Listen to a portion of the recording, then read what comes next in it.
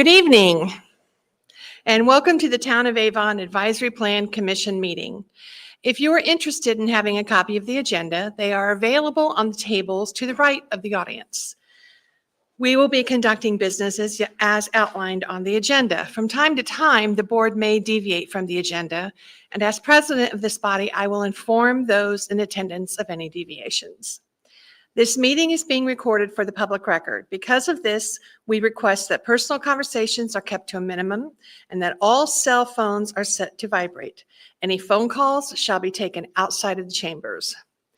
If you are interested in commenting during the public hearing portion of the Commission's deliberations, please sign up on the sheets located on the tables to the right of the audience. When your name is called, please step forward to the podium and state your name and address for the record. Please address your comments to the board and not to staff or to the petitioner. Your comments should relate directly to the case at hand. During the conduct of the public hearing portion of the Commission's deliberations, the petitioner will have 10 minutes to represent their case to the Commission.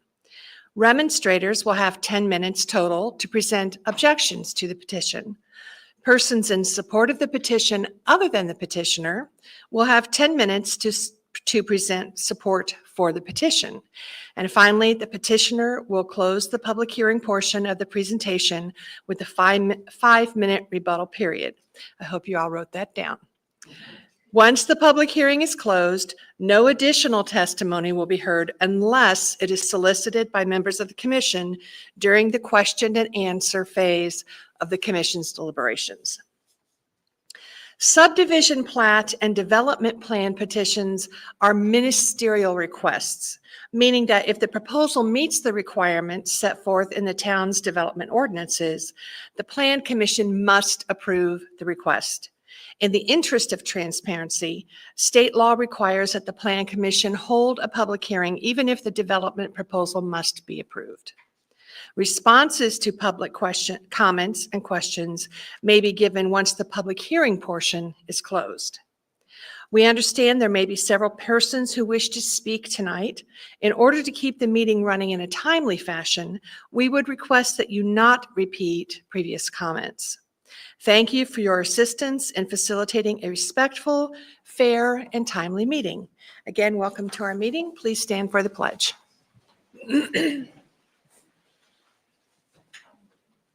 Pledge allegiance to the flag of the United States of America and to the republic for which it stands, one nation, under God, indivisible, with liberty and justice for all.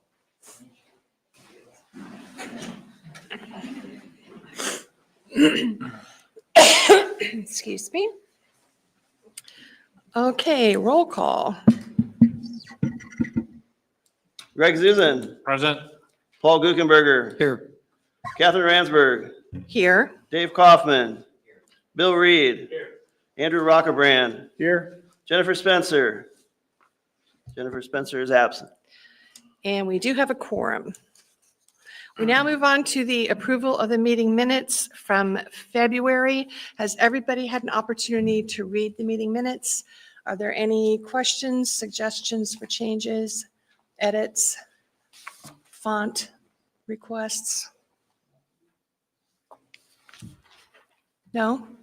In that case, I'll entertain a motion to approve the meeting minutes. I'll approve the meeting minutes from February 26th as presented. Do we have a second? Second. Having heard a motion and a second, all in favor say aye. Aye. Those opposed? Motion carries. Meeting minutes are approved. We now move on to the public comment portion of tonight's hearing. This is the time at which any of you present can come forward and speak about things that are not on tonight's agenda. If it's on tonight's agenda, then just wait till we get to that portion. But if you want to talk about something else, you're more than welcome to come up, and this is the time for you to be heard by this commission. Is there anybody who has signed up to be heard during the public comment portion of the hearing? Has anybody signed up?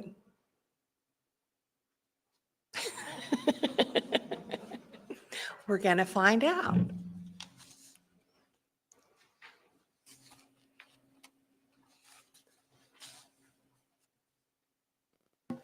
We don't typically put out a sign-up sheet just for general public comment. We do have several people signed up for our one case on the agenda. Okay. Is there anybody here tonight who just off the top of their head would like to comment about something else that's going on in our wonderful town?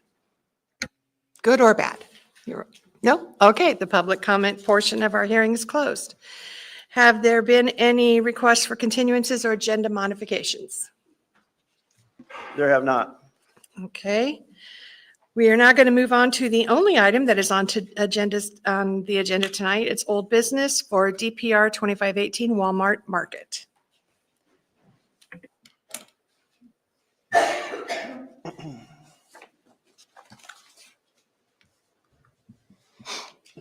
Thank you, President Ransberg, members of the commission. Let's get this going.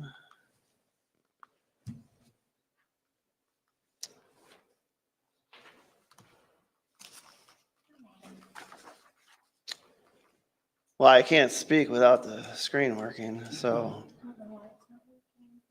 Can you make it move? Got it. Oh, great. How far did we go? Is that just one page? Oh, there we go. Great. DPR 2518 Walmart Market, Avon Avenue. As you may recall, those of you that were present last month, this case was heard. It's a request for approval of a approximately 50,000 square foot retail building that would be occupied by a grocery store, also with a drive-through pharmacy, service parking, and other related improvements. There were 3 waiver requests, 1 of design standards and 2 of development standards that were both heard and voted on and adjudicated by the commission last month. So I will remind you of those in just a minute. But all we will have left to talk about today is the development plan review. Site is located at the northeast corner of Avon Avenue and County Road 150 or Oriole Way, also bound by Public Street, Governor's Row to the north. It is Zone C2 and it is surrounded predominantly by single-family dwellings, but there are also some townhouses to the east, and then as well as an office building near the southeast corner, and then a fire station under construction and a child care business to the north across Governor's Row.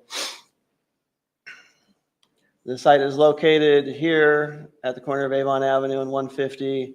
Just for your bearings, US 36 is up here to the north. There's the CSX railroad tracks, high school over here, and then the Village of Turner Trace neighborhood. That's just a closer look. So again, Avon Avenue on the west, 150 or Oriole Way on the south, Governor's Row on the north, and then the Village at Turner Trace to the east. Here's the existing office building, which kind of is notched out of the subject site here. That's the existing childcare business, and that's the fire station under construction. Then you have single-family dwellings wrapping around on basically 3 sides, and then townhouses here right along Governor's Row. That's looking north at the site from County Road 150 or Oriole Way.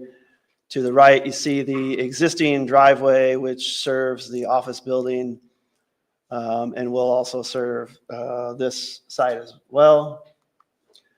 That's looking east from basically the same point across that driveway, east along 150. That's the existing office building. This picture faces south across Governor's Row. This is the empty site here. You see the single family dwellings in the background across 150 or Oriole Way. From a similar vantage point, looking southeast, these are the townhouses right up here are the townhouses that front Governor's Row, and then single family homes to the south there. And this is looking west from the site right along Avon Avenue. This is the area where a new driveway was originally proposed via waiver request. That's looking back at the site, facing east across Avon Avenue. And then from that same vantage point, just looking south towards the existing roundabout at 150 or Oriole Way. And then finally looking north back towards the intersection with Governor's Row, and you see the fire station under construction there. The site was rezoned to C2 back in 1997, shortly after the incorporation of the town. It was platted in 2009, and this portion has remained unimproved all that time. It is Lot 2 in the Governor's Row Road extension at Turner Trace subdivision. There were commitments from the 1997 rezoning of the site, which were modified in 2022. We have reviewed those and believe that this development would not contradict any of those restrictions. As I mentioned, you heard this case in February, and the petitioner requested a continuance of the development plan review portion of this after the waiver requests were voted on. So here's the 3 waiver requests, sorry. The first one, which we called waiver A, although I've got it here as a numeric. This was the request for the new full access driveway onto Avon Avenue. The commission denied that last month. And then there was a waiver to allow for excessive average parking lot lighting level, which the petitioner withdrew. And then finally, what we called waiver C was to allow a little bit of excessive light spillage into the abutting right-of-way, mostly in the area of a driveway intersection, which staff supported, and you approved that in February. So what we have pending is the development plan review to provide for construction of the grocery store and related improvements. This was the site plan that you saw last month. There aren't going to be a lot of changes when I show you the revised one. As far as the internal aspects of the site, the major changes you will see is that this driveway is no longer here, and you will see improvements that are requested by staff to this intersection and to Governor's Row. That's the landscape plan from last month. You won't see major changes to that. So this is the revised site plan that was submitted after your February hearing. So again, you can see the proposed driveway onto Avon Avenue has been removed since that waiver request was denied. And per staff's requested condition 1, you can see that this is showing the intent to construct a roundabout here at the intersection of Avon Avenue and Governor's Row, as staff in conjunction with our Department of Public Works and our consulting traffic engineer believe that that would be a necessary improvement to accommodate the additional traffic that would be generated by the site. And then additionally, this section of Governor's Row from Avon Avenue over to the first driveway here would be widened to be a 4-lane cross section as opposed to the 2-lane section that currently exists. That's the revised landscape plan. There are no changes of note there other than what's shown as necessary to accommodate the roundabout improvement at the intersection there. Again, these are the proposed building elevations that you saw last month that we believe to meet the architectural standards of the UDO. This is just an excerpt from the traffic study that the petitioner submitted, indicating or justifying what the need is for improvements at the intersection of Avon Avenue and Governor's Row due to the fact that traffic attempting to go west on Governor's Row and proceed through the intersection, that traffic would go from level of service C today and at the time the store would open, if not for this development, to a level of service F, which is unacceptable. So hence the need for the improvements that staff has requested. As I mentioned last month, there were some deficiencies in the landscape plan that have been addressed. Prior to you even seeing this last month, there were architectural items that needed to be addressed. Those were also addressed prior to your hearing last month. Under the scenario that meets the town's access standards, which is to not have a new driveway onto Avon Avenue, then there would be a degradation of level of service on Governor's Row, which requires the improvements that we are requesting in our condition number 1. And these are the improvements that we are requesting.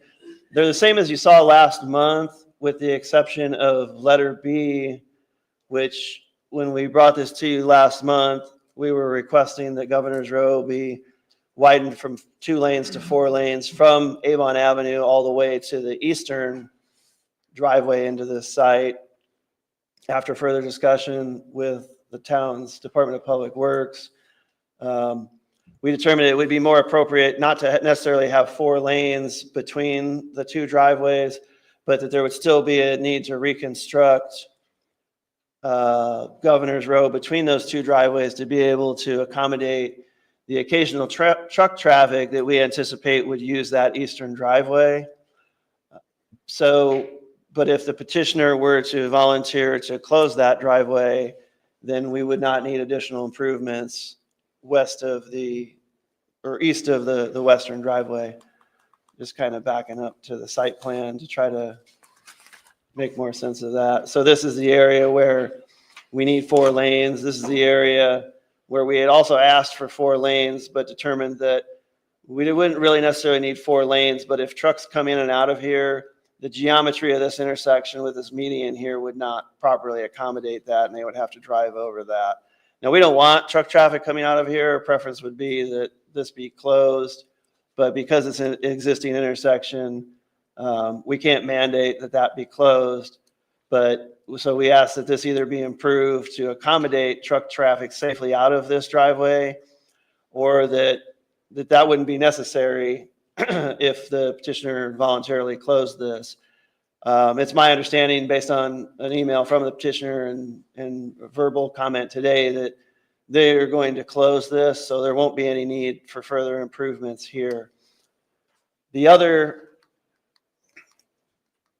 recommendation for the other improvements, the roundabout, the installation of speed humps on Governor's Row and on Turner Place South to calm the additional traffic that might go from this site through the neighborhood to the east, that remains the same, as well as the right turn lane the right turn lane from 150 or Oriole Way into the site.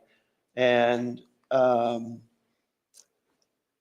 kind of skipping ahead, but the petitioner has indicated that they're in agreement with all of those improvements, and in fact, with all of the conditions that we're requesting tonight.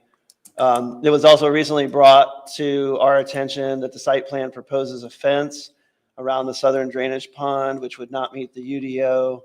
Going back to the site plan, that is in this location out here where there's a drainage pond.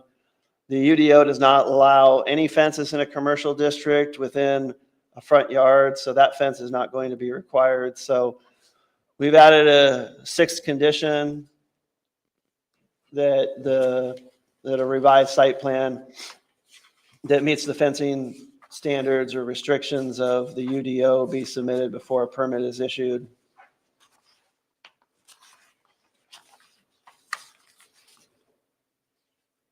So as I mentioned, the revised site plan that you saw, it includes the roundabout at Avon Avenue and Governor's Row, which would be subject to final approval by the Department of Public Works. And I want you to also know that what you see on the screen is not necessarily exactly how that's going to be designed and built. There's additional engineering that will have to occur, and that will all be at the discretion of the Department of Public Works to accept the design that they think is most appropriate. But they've also shown the 4-lane cross-section on the western portion of Governor's Row, the right turn lane from 150/Oriole Way into the site. And they've also indicated that they will do the installation of the speed humps, which the location of which would be, again, a final determination made by Public Works. And they've also just recently indicated that they will voluntarily close that eastern driveway on Governor's Row, which would satisfy the other portion of our request. So we believe that these 6 conditions would be required in order to meet the UDO's provisions for a development plan review. And these are specifically what is in your staff report. Whoops. With the exception of number 6, which I talked about, which is a revised site plan shall be submitted prior to issuance of a building permit indicating compliance with the fencing standards / restrictions of the UDO unless a variance is sought and granted by the Board of Zoning Appeals. And so we would recommend approval subject to those 6 conditions. And I'd be happy to answer any questions that the commission may have. So, Paul, could you go back to the conditions, please? Because I have a question on this.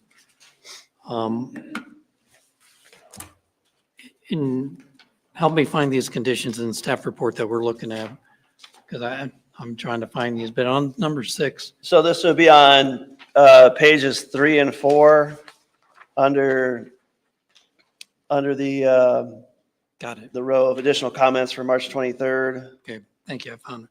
On number 6, the way that's worded there, because, we always reference staff report conditions in any motions.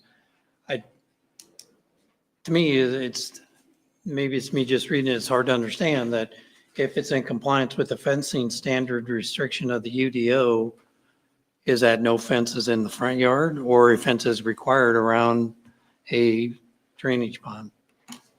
That's that no fences are allowed in any front yard of a commercial district. So it is a recommendation that there be a fence around the drainage pond? No, not the one that's in front of the building. They can so they have a drainage pond behind the building as well. Is that drainage pond going to be a dry pond or a wet pond? I'm not sure. We have a consultant that reviews the stormwater drainage requirements for us, so we don't look too closely at that. But this pond in the back, it also has a fence proposed around it, but that is permitted by ordinance. The restriction is that no fence is allowed in any yard, so that would be a required yard or an established yard, or I'm sorry, any front yard, so that would be a required yard or an established yard, basically between the building and the street. Okay, so we don't, So this fence around this pond out front would not be allowed. so we don't know if it's a wet pond or dry pond. I'll ask the petitioner that. And right now that staff's recommending a condition that says a fence is not allowed. Okay. Go back to that, though. It says it's not allowed, and then you give them the caveat unless they go to the BZA to get it. Right. I mean, so you're telling them, we're not going to do it, but you have the option that if you want to, unless the variance is sought and granted by the Board of Zoning Appeals. And I'll come back to this. I think we got a safety issue that we need to discuss about that, but that's, I want to ask the petitioner if it's dry or wet pond. So I do have another question on commitments, because I did look up the commitments from 2022. And I think we talked about this a little bit, but it stated that there's no liquor stores would be a commitment. Correct. So what constitutes a liquor store? If I have a business that sells liquor and hardware, is that a liquor store? I believe it would be a liquor store if that's the predominant activity that they're engaged in. So how do you determine predominance? Because the reason we had this discussion back in 22 was the concern about having a liquor store that close to the high school. So if a grocery store sells liquor, is it just because it only occupies 10% of the space? Therefore, it's not a liquor store? Yeah, you can buy liquor, beer, wine, spirits.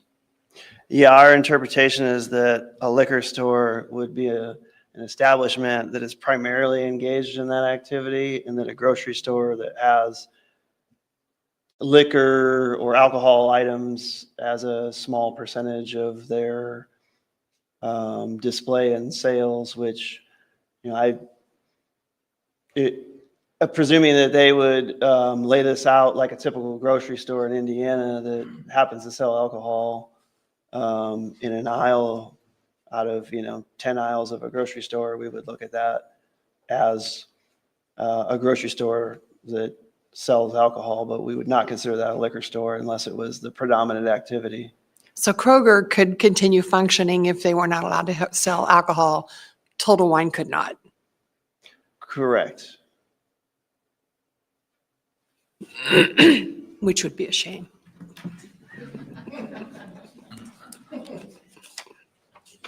So the intent doesn't follow the words. I mean, the commitment was very specific, and with the intent there was not to have alcohol sales that close to the high school.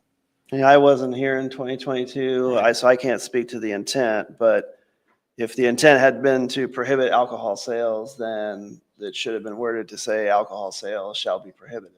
I think if I recall, we've had more than one attempt to develop this property, which has been zoned commercial from the inception. But that had to do with a strip mall type of situation where there might be a restaurant and there was concern about, was it going to be a sports bar? Was it going to be a Denny's family-friendly kind of place? So, Right, and the commitments are, it's liquor store, not any eat-in restaurant that right, would have alcohol sales. That would be permitted. right. Right.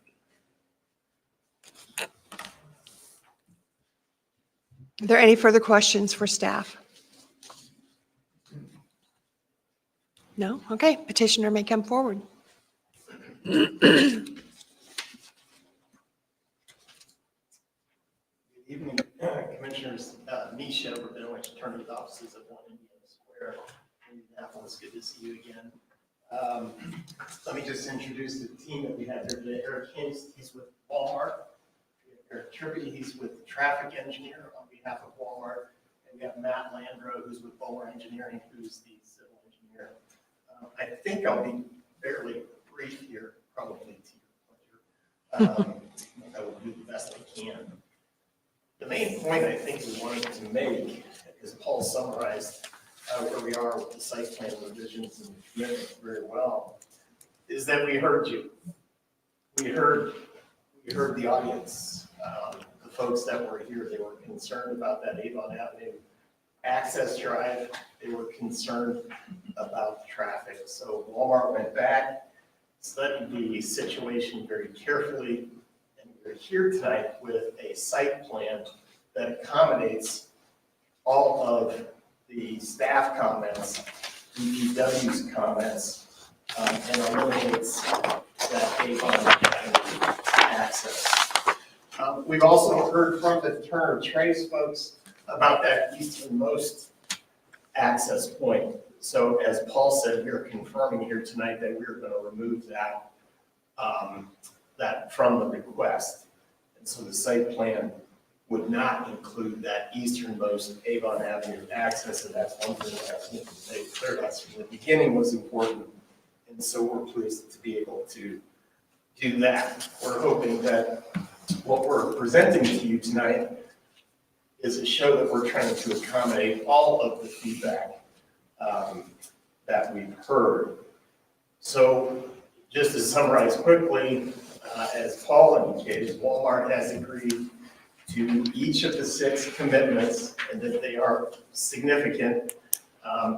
Most significantly is that roundabout at Avon Avenue and Governor's Row, widening Governor's Road to that westernmost access, the speed humps, dedicated right turn lane at westbound County Road 150 South, to amend the photometric plan to comply with the ordinance.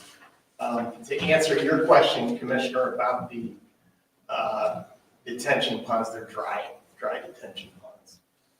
And Matt Landro, the engineer, can probably offer you more detail on that if you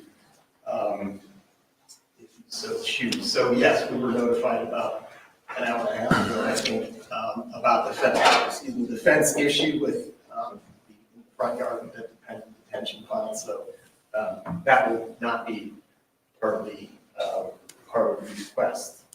The point is that we intend to comply in all respects with the ordinance and with the conditions that staff has indicated are required. And I think as you had indicated at the outset in sort of your introduction, this process is a development plan approval, and the process is ministerial in nature. So our position is that given those circumstances, we comply with the ordinance, we agree with the staff conditions, the legal requirements that the development plan be approved.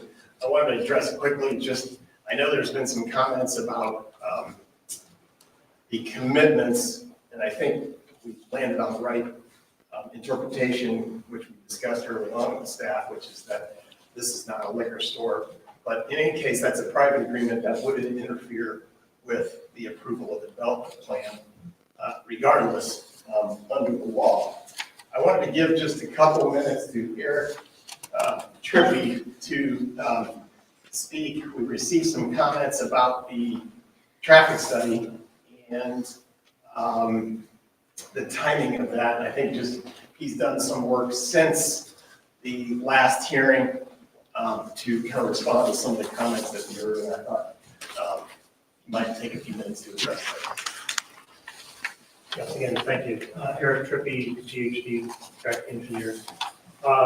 We did realize there were some concerns about the time periods we analyzed.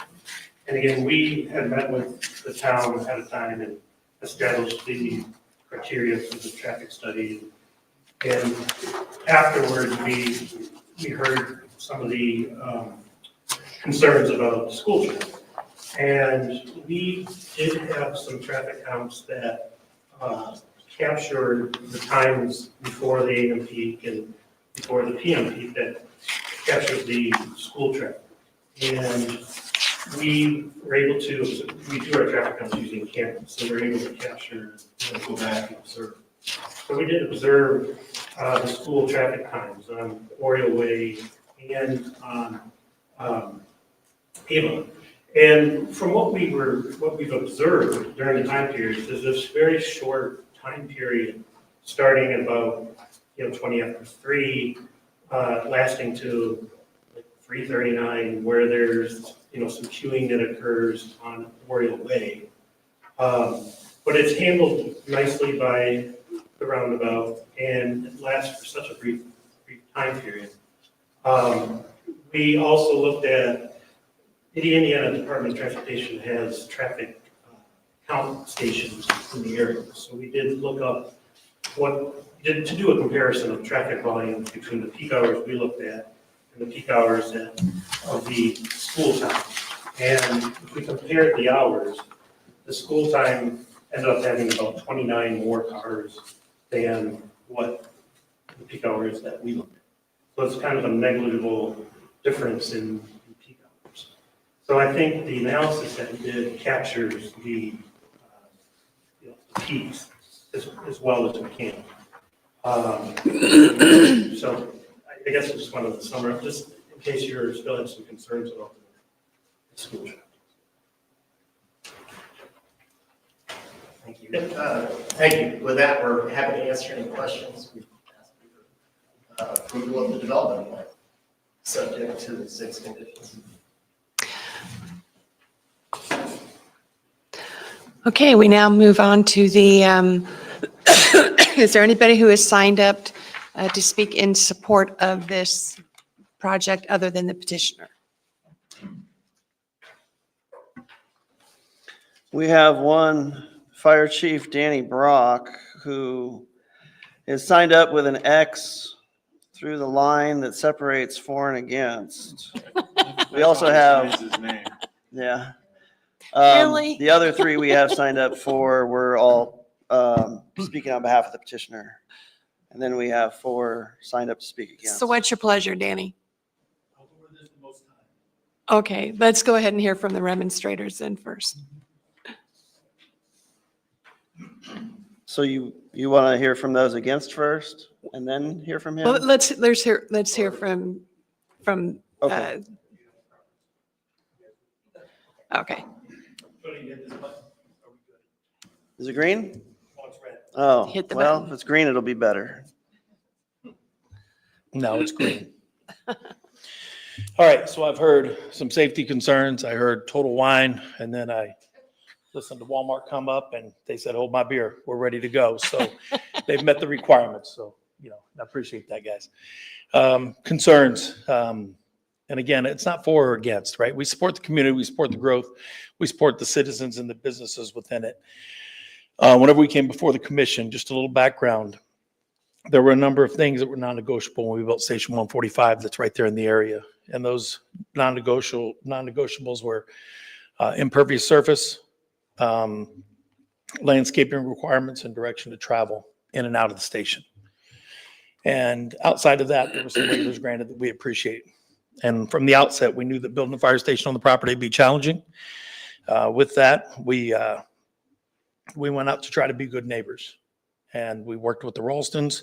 We worked with Miss Eagle directly across the street to rest all of their anxieties and things like that. So now as a neighbor of the commercial property coming up, we have a few of those as well. And it's only during the construction time. Outside of that, the operation of the business, we have no opinion for or against on that. With the new development for Walmart, we recognize the convenience and economic value. We know that our personnel will shop there often because it's right next door. So you won't see the rigs in the shopping mall. They'll just walk over, I'm sure. But there's significant concerns to address. And one of the primary ones is the operational concern. The proposed roundabout and road widening directly impacts our ability to respond to emergencies by restricting our path down a main thoroughfare and the ingress and egress to the station. Those things are going to have to change, and they may go against what was required by this board.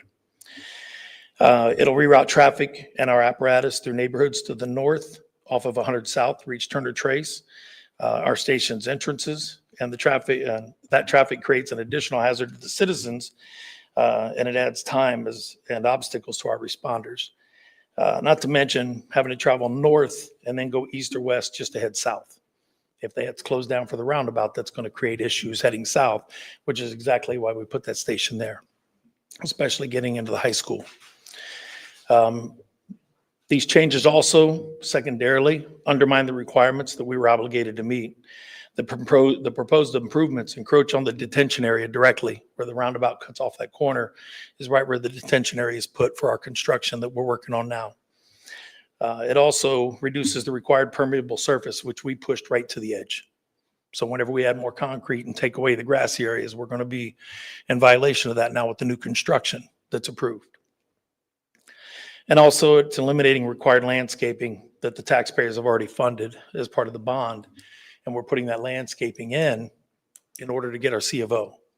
And then whenever we do the road widening, we're going to rip a very small portion of that landscaping right out in the form of trees and bushes right there by our parking area just to the south of. Okay. So in the plans, it also notes that the approximate location, additional right-of-way to be acquired from the Washington Township, Hendricks County Building Corporation. I don't know if that comes from the town, from you guys, from Walmart. There's a lot of ignorance I have in how this works. In order to acquire that, the building corporation is Ms. Horniman and Mr. Elmore right now. The third person hasn't been replaced. I don't control them. They operate independently, but if they say no, what happens?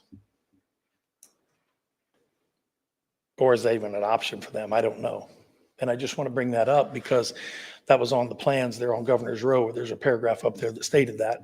Don't know how that process works. I know they haven't been contacted, and I was in touch with the trustee and asked him to reach out to the town to clarify some things based on the plan submitted. So those things are a little bit concerning. And we're just simply asking for consideration of these plans and communicate. I did read some of the plans that have been put out, but not until some of the concerns were brought to our attention. I wasn't out, haven't talked to the town, haven't anybody from here reach out. There are some concerns operationally that we would like to address and keep in mind as we move forward, especially with southbound travel in that area.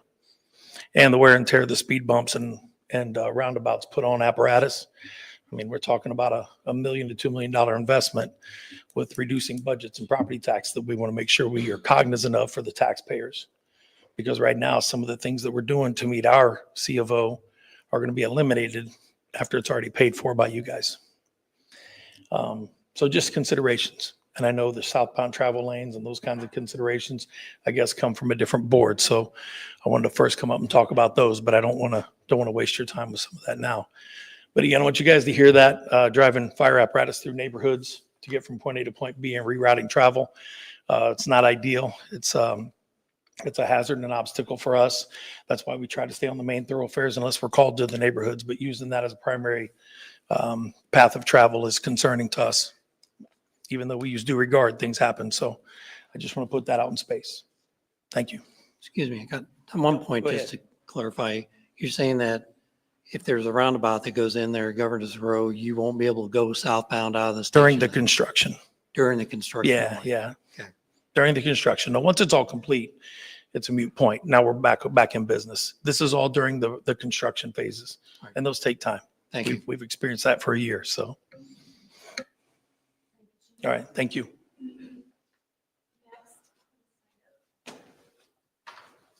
We have Chris Thornberry.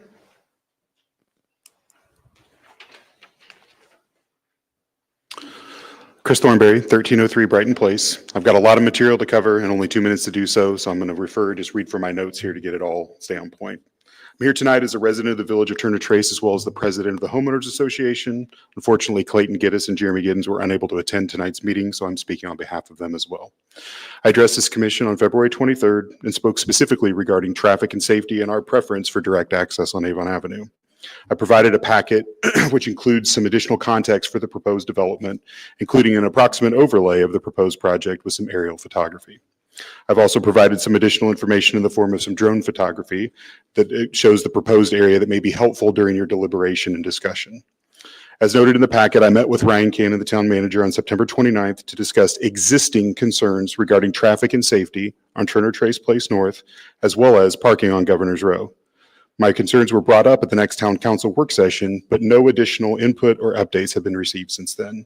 What I'm saying is that traffic and safety is already a problem in our neighborhood. The additional proposed traffic calming measures indicate an expectation of increasing traffic volume, which will only make an existing problem even worse. I'm not a traffic engineer, but I have some significant concerns regarding the current traffic study. One, it makes no mention of the fire station and the expected impacts of traffic that are there. Two, it does not provide any analysis on the impacts on Governor's Row or other existing collector or local streets. It does not provide any analysis of the proposed roundabout and the unique challenges of the spacing with the existing roundabout at 150 and Avon Avenue, as well as the fire station exit on Avon Avenue, 20, 30 feet from there. It was also mentioned about the peak hours of 7 to 5 or 7 to 8 and 4 to 5. You guys know the times that are there as well. I would like to ask this commission to either require an additional traffic study to fully understand and analyze the impacts prior to providing any approvals, whether those be conditional or otherwise, to make sure that everything can be studied and fully understood, or to deny the request. It's still our position that traffic should be limited as much as possible on Governor's Row and throughout our neighborhood. Thank you.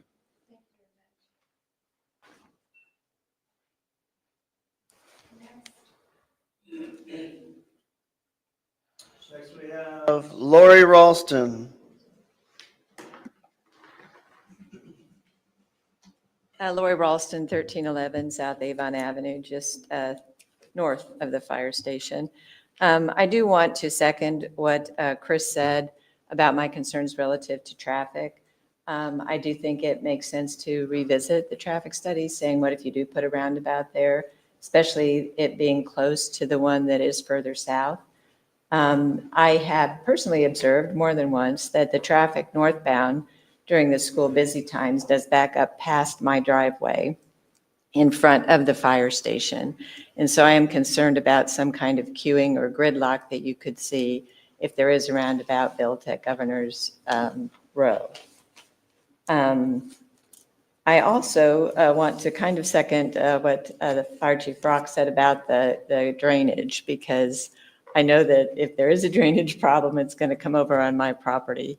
And there was quite a lot of discussion, as he mentioned, about the need to have that permeable space and how that was very limited on that site due to its size and the requirements of the fire station being built. And I think doing some kind of a simulation, there are some recommendations for closely spaced roundabouts. I don't know if these two actually meet that criteria, but you want to make sure that you don't see a backup from one into the other. And another thing that I have observed as well as a person driving around is that I have seen gridlock at that roundabout that is at 150 South and Dan Jones Road. that happens when the high school lets out. I've actually been stuck in that more than once till I learned not to go that way. So the roundabouts are great, can be very great at keeping traffic flowing. But if you have a traffic signal in particular, which we do at 100 South and Avon Avenue, that can kind of mess things up because it does interrupt that continuous flow that you're really looking for with a roundabout. That's all I have. Thank you very much. Thank you, Ms. Ralston. Who's our next? Raleigh Ralston.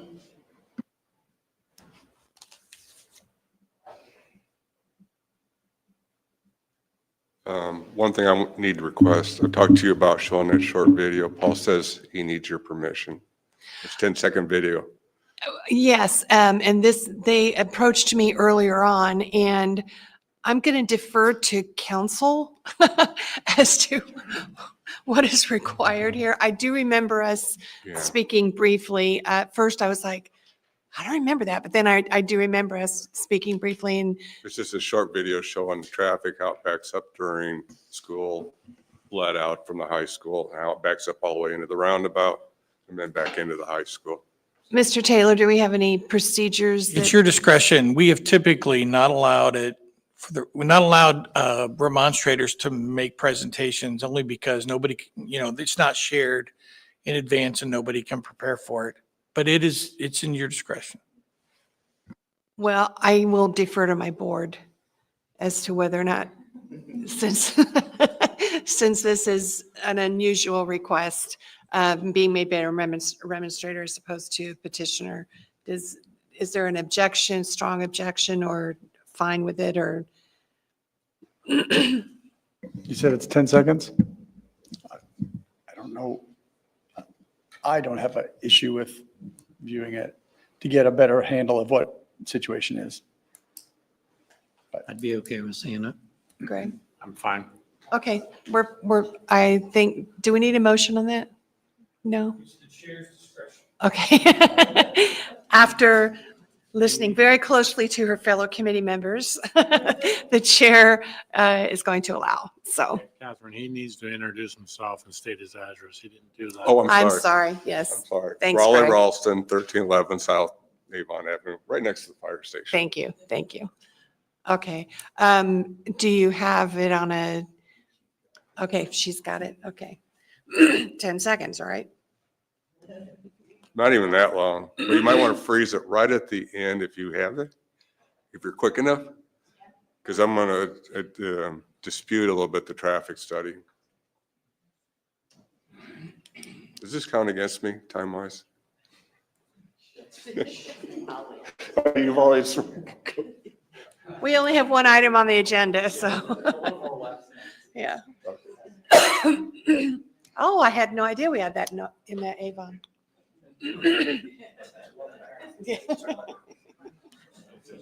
It's what? I can speak for a little bit while she's trying to load it, but during 1981, I was actually part of a group that did traffic engineering for West Lafayette, Indiana, as our senior project. So I am familiar with traffic studies and what we devised all the traffic patterns for Lafayette as far as stoplights and streets and stuff back then. Okay. I will say that the traffic, it doesn't end at 3:39. I wish it did. But this is actually from at 3:49. There's a timestamp I gave it to Paul. And then if you could freeze it right there, that backs up all the way to the high school during that time frame. And this is at 3:49, past 3:39. The problem is the stoplight at 100 South, when it clicks off and on, there's like a minute to 2 minutes and the traffic just backs up. And for at least an hour, it's an hour. It's definitely an F road now during that time period. And I feel sorry for the fire department if they're trying to get out during that period of time. This is going to be a mess because there's no shoulders on the road. And I don't know what this roundabout's going to do. And this is looking east towards the high I am school? looking south. Looking south, okay. Roundabout is back in. Back by the, Okay, Can you stay in front of the microphone, please? That's south on Avon. Southbound. Northbound traffic, though? Yes. Okay. okay, gotcha. And at some point in time, there's going to have to be a 4-lane road there. And you're going to have to make a roundabout at 100 South. Right.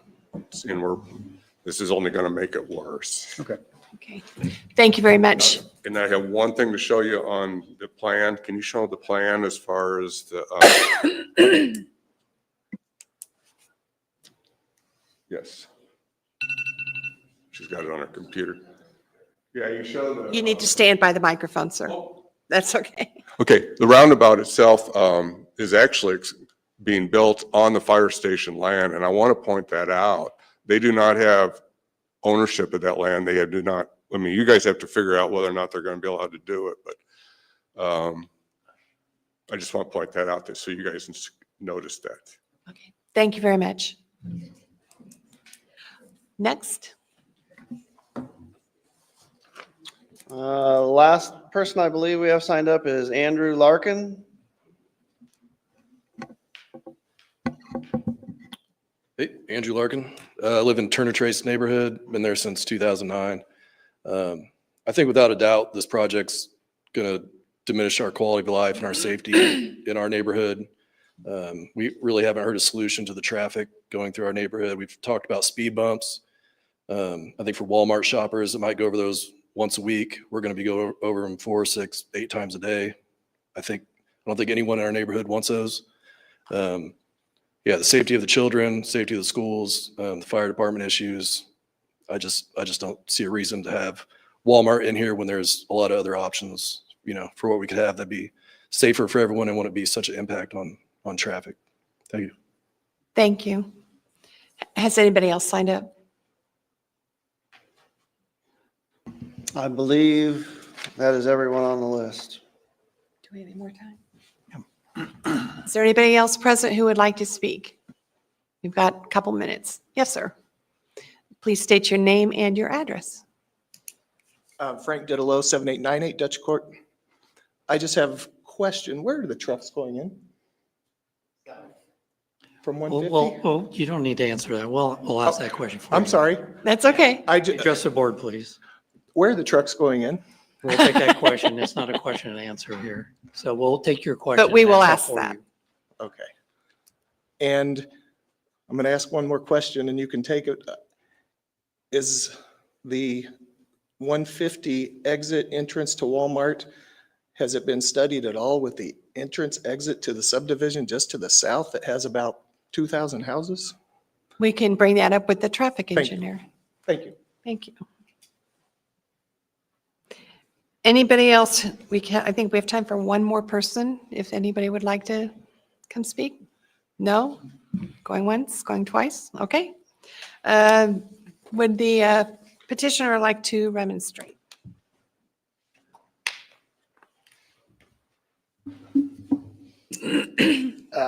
Yeah, thank you. I'll just try to briefly address some of the things that were said. And I think most importantly, and we take very seriously the chief's comments because those are extremely important. And working through the construction challenges, I mean, I think Mr. Trippy here can talk about how that's staged and trying to do the best that can be done to accommodate those construction challenges, especially since the fire department is extremely important, will require coordination.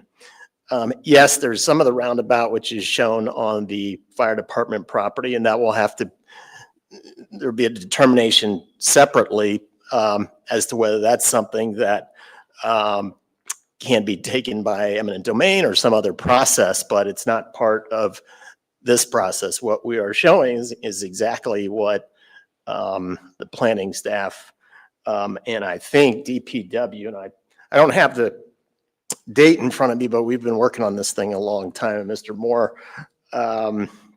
made it very clear of his concerns early on regarding the traffic. And I think those were reflected in the requirements of the traffic study, or the staff report, which we have now agreed to.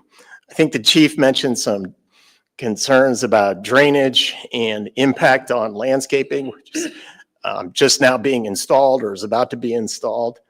Again, that's the drainage will have to go through a process that all of the additional runoff from the roundabout will have to be accommodated by Walmart in some capacity, likely on site. I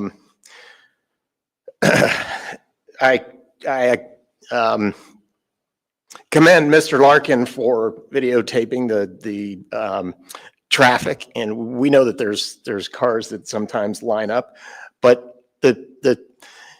I think it's important to understand that we have studied the traffic professionally.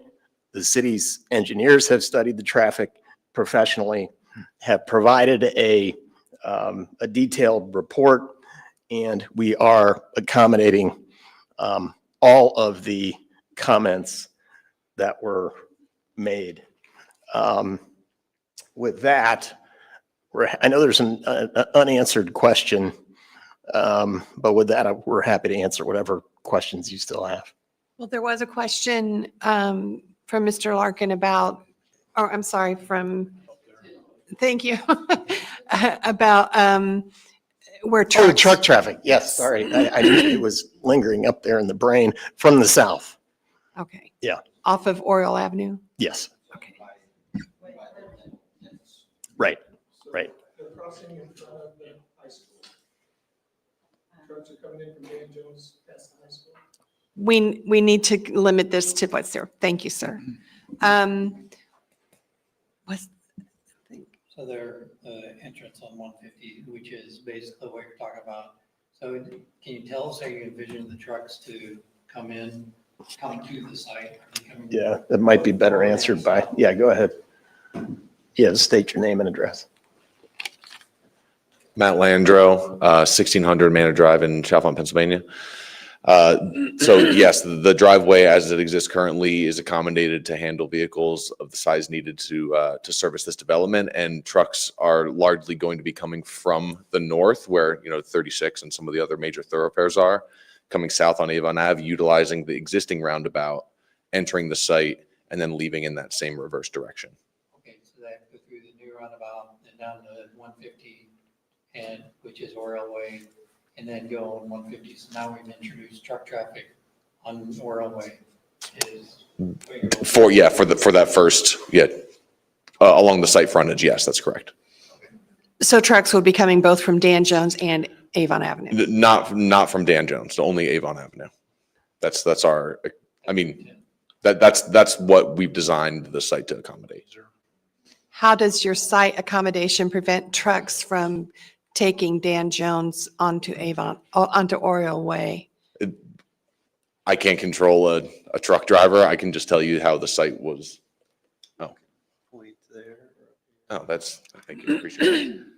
So yes, the site was designed for trucks to be able to come southbound on South Avon Avenue, utilize the roundabout, enter the site, do their loading maneuver, and then exit going back south, making this right turn and leaving back this way. And yes, they would then have to utilize the new roundabout that's proposed per staff's request.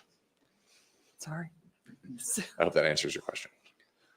So is there enough room for semis to turn around within the Walmart property to come back out the same way they came in? Yes, and we do have truck movement drawings that show that can be supplied if they have not made it. So now you're talking about if you're introducing heavy truck traffic onto Avon Avenue, which between 100 South and 150 and various other points along the way is two lanes with no shoulders. Please don't speak from the audience. Whoever said that. Yes, that is the intent. And actually, we had coordinated this with staff early on. I know I'm pointing at the screen again. If it's better over here. Further going to the east on Oriole, there's actually a weight limit, so trucks are not supposed to be utilizing it further beyond this site frontage. So that's also something that we considered during the design of this. Is there a weight limit on Avon Avenue at that area? I'm assuming not. I don't know, but that's a question that could probably be addressed by Steve Moore, Public Works Director. He's here if you'd like to have him come forward and address that or any other questions. Yes, please. Mr. Moore? Maybe we could do it after the rebuttal's done. Oh, sorry, you're right. You're right. Thank you, Mr. Taylor. Do you need to finish your rebuttal? Sorry. We don't want to. Just to say Cut that you off. I just want to reiterate that we've met the ordinance requirements. We've met all of the conditions that have been laid out by staff to accommodate the traffic. And we think that under those circumstances, you're required to approve the development plan. Okay, thank you. Do me one favor. Compare your roundabout that you're proposing to the existing roundabout at 150 South. How do they compare? They're tiny. Yeah. Well, I think what we're just trying to do is just, at this point, we didn't really design the roundabout. It was more just to see if one would fit in there. We have a lot of engineering to do to show it how it will actually look in the end, but it's somewhat similar to the roundabout to the south, but it's going to be a single lane roundabout. It's going to be smaller than the one. Yes, it'll be smaller than the. So you're only looking at it for your property, for your project, not for the future growth of Avon and the roads that go north and south. Well, we'll see when we get into the design, what size, it needs to be, but as of right now, it's a one lane each direction with a separate right. Before you go, when you put that proposed roundabout in there, did you modify the traffic study to accommodate that and recalculate all the No, wait times? we followed the request of the town to put in a roundabout there. So we just tried to see how it would fit with the criteria given to us. So there's been no traffic study taking the roundabout into consideration. Is that correct? Not by us. By anybody that you know of? I guess that's Paul or Steve. I think it's important we were reacting to the condition that the staff put on us, presumably with input from DPW. So that's why, that's something that they requested. Quite honestly, we were here before without a roundabout and thought that was a better accommodation, but we're here in agreement with what has been requested of us. Correct, but circumstances and requirements have changed, which meaning that, we wanted to put a roundabout in, which to me, and I'm not a traffic engineer person, so I could be totally wrong here and willing to admit it because I'm wrong a lot. Like IU should have been in the NCAA. I'm sorry, but once we said that there's once it became clear we're going to require a roundabout, seems to me a new traffic study should be ordered. I may be wrong, but that's my point here. So is there anything else you'd like to address as part of your demonstration? No, Or as part of your rebuttal? Yeah, no, I think we've made our point. Okay, Thank you. Thank you.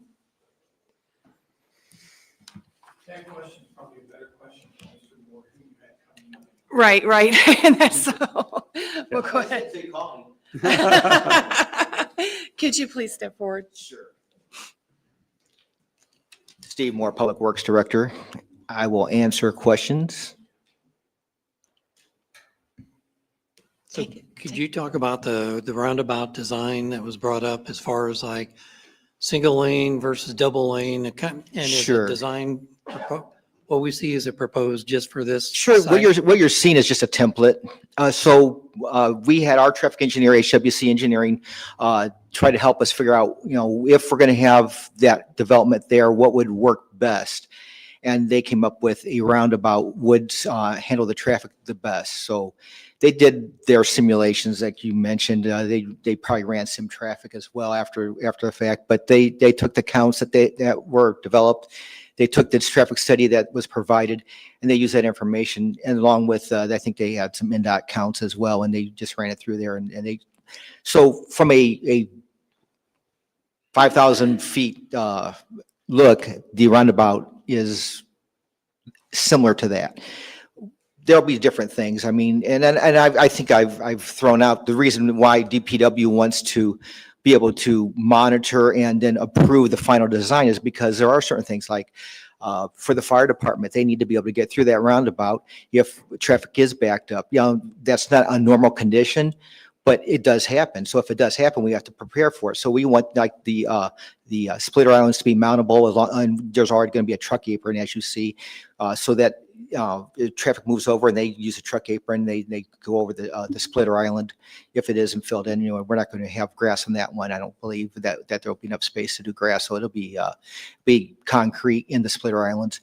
So things like that would be important, and of course that has to be reviewed after the fact. They have to design it, right? I mean, this is just a template. I do have a question. On 300 South, that we just completed a much needed roundabout there, and there are, We didn't. That was Plainfield. or is Plainfield? I do not want to take credit for that. I do not like the speed tables on their roundabout. Well, that was my question. They put speed tables on Yeah. that roundabout. Is So that a, there's a requirement that if you have a multi-lane roundabout, which this would not be a multi-lane, if you have a multi-lane roundabout, you have to either have speed tables or RFBs. There's a third option, I forget, but I don't even consider that one. But I personally don't like the speed tables in the roundabout because unless it's highly pedestrian traveled, because you're making everyone slow down and bump when there's nobody there. Well, then when there's somebody there, they're just bumping. They're not looking for people. So I don't like that. I like pushing a button, the lights come on, someone's there. Lights aren't on, nobody's there. So that's why at 900 and by Costco, we have the RFBs there. And that's what we're going to have at Raceway and 100 North as well. That'll be a multi-lane, but it'll have RFBs. It will not have the speed tables. okay, thank you. I have More a questions? question. I have How about a question roll? Oh, yeah, Mr. Zuzen, yeah. regarding future growth and future improvements. We're doing it now on Dan Jones Road. Right, We're doing it in phases. right. On Avon Avenue, we've made the improvements at 100 South, and you've got right turn lane, left turn lanes, and you've made that intersection bigger. I'm assuming, what are our plans then to continue that south down to 150? Is it to create 4 lanes? Is it just to make them wider, put a boulevard? What are the plans? So our thoroughfare plan shows as a primary arterial, that's formerly State Road 267.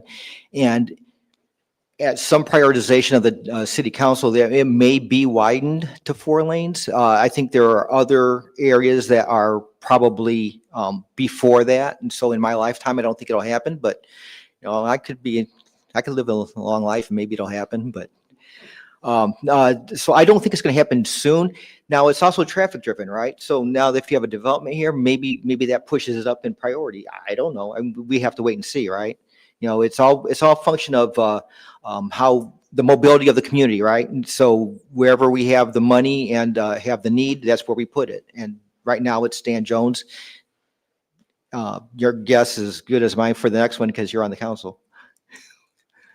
For now. For now. So I do have a question then on truck traffic. So, and I'm assuming there's semis that go on Railway now to go to the high school. So the basic premise is you have to use the most direct route. So we have rated roads. Avon Avenue used to be State Road 267. So that's one of our rated roads. US 36 is, portions of 100 South are, Raceway Road, portions are, and then, see what else, 200 North, some of that is. So we have limited, Dan Jones, portions of Dan Jones, basically from 36 to the railway, CSX main road. So we have limited full access roads that are rated for truck traffic. Then the rule comes in, you have to take the most direct route. Well, what's the most direct route? Well, it's whatever the GPS usually tells them, right? So if they're going to a delivery spot in the middle of a neighborhood, like, maybe it's a moving van, right? It's a heavy truck going in a neighborhood. They're supposed to take the most direct route. If people are cutting through neighborhoods and not even stopping that neighborhood, they're not supposed to do that because that's not going to be the most direct route.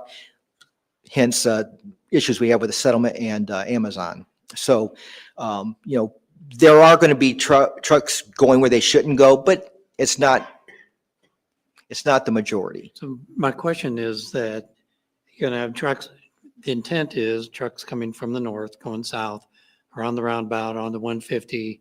So now we're going to increase the truck traffic for that distance to the driveway. Right. I'm assuming, and help me on this, on Dan Jones, since it's 4-lane all the way down to 150, would that be truck capable all It's the way down truck to capable and 150? not truck desired. So Does the the, truck driver know whether it's desired? yeah, they do because we have weight limit signs.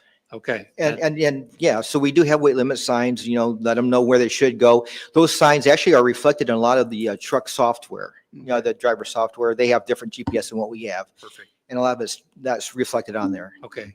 So there's no concern with additional truck traffic going into Walmart, which The I'm road's assuming is gonna be- designed for it. I mean, yeah, I mean, I'm just going to tell you from an engineering standpoint, the road's rated for When it. you say the road, you mean Oriole Way or you mean? Oriole Way, when that roundabout was constructed, that they didn't change the construction from the north-south to the east-west. And then going to the east to that first drive, I believe it's all the same pavement section. So it's all rated for the heavy truck traffic. Okay.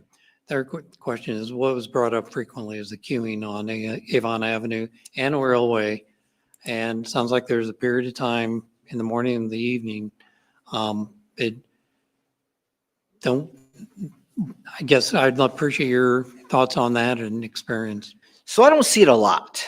I do see in the afternoon more than in the morning. I don't know why that is, because the same guy's going each way, right? But for whatever reason, I see it more in the afternoon than I do in the morning. I do see instances with the signal at 100 South adversely affecting northbound traffic, actually all traffic. I have issues with loops. I put all new loops in, put new detectors in, and put new controller in. I don't know. At this point, I'm not sure. I think my next issue is maybe back loops. But anyways, there's issues with the timing on the signal. My goal is to always have everybody make it through in one cycle, right? From either direction, I don't care which direction you're coming from. I don't care how much traffic there is. I want everyone to clear in one cycle. Sometimes I win, sometimes I lose. So we're figuring it out. There's going to be some modernizations done. That's an old signal. And so I've tried replacing a lot of equipment, but I got a lot of old wires too. So I think my next step is I'm going to replace some wires and see if that helps. But anyway, yeah, the goal is everybody through in one cycle. It doesn't happen all the time, but it happens a lot. So do you believe a development like any commercial development, let me just say that, on that corner would add to the traffic and the queuing situation? Well, I would imagine that, more traffic is more queuing, right? I mean, it just happens. And so I guess my goal and my duty is then to make things work.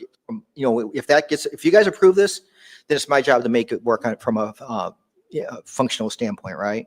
So I just got to do what I got to do. Right. Thank you. All right. More?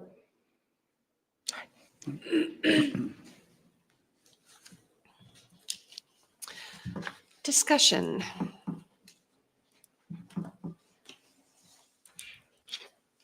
I feel like this project needs to be looked in a holistic way, because it's not just, I understand the concerns about the residents at Turner Trace, but the fact is, from the beginning, that property was intended to be commercial. Whether it's going to be a Walmart or it was, little retail boutique shops and restaurants, whatever, it's always been intended to be commercial. So that is what it is. You can't just look at it as that space alone. You have to look at the fact that we have a high school, 4 elementary schools, and at least 1 middle school that contributes to that traffic in that area. It is highly residential. Avon Avenue, like I said earlier, from 100 South to, I think, until we get down to 40, is 2 lanes with no shoulder. I'm not sure if,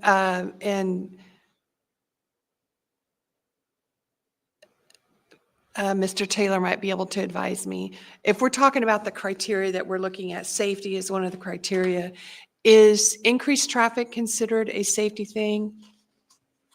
part of a contribution to whether or not something is safe within the context of our ordinances? Because we have a lot of traffic on both of those roads right now. I live off of Avon Avenue across from 2 elementary schools. I do not turn left between turns. I just don't, you know. The criteria is contained in Chapter 8 of your code. And it says the criteria for review are the arrangement of structures on the site with respect to, and there's a list of allowing safe and efficient use of the proposed development, creating environments that enhance relationships of the development on the site, compatibility with development on the adjacent property, consideration of off-site utilities. Second criteria is the architectural style, which I think has not been much of an issue. 3 is the arrangement of open space and landscaping. 4 is traffic circulation that creates conditions favorable to the health, safety, and harmonious development, including street and highway access points that minimize safety hazards and congestion by their design and location. I think those were the words you're thinking of. Yes. The capacity of adjacent streets and highways is sufficient to safely and efficiently accept traffic, pedestrian circulation, and internal traffic circulation. As you know, we tend to look at the development plan then and say, well, how can we accomplish these things? But we've heard a lot of talk about use. I'm glad you said what you said, because land use is not relevant. We're supposed to be looking at how it's designed. And so again, I think that in this particular case, your staff has made recommendations, requirements of these traffic that would mitigate the traffic impacts. And Mr. Moore has said that it's his position that these were our staff's ideas, the town staff's ideas about how to best handle traffic. But the standard is not whether more traffic will result, because if that were true, there would be no development in the town at all. I just want to remind you that. And so I would just look at your criteria. But I think what you heard Mr. Moore say is that it wasn't Walmart's idea to do this roundabout. It was our idea to do the roundabout. They had a different place that they wanted the entrance. They also had that on the northwest or the northeast side, the truck entrance. And so the town has requested that they make several modifications to their development plan to address concerns that planning staff and the Department of Public Works had.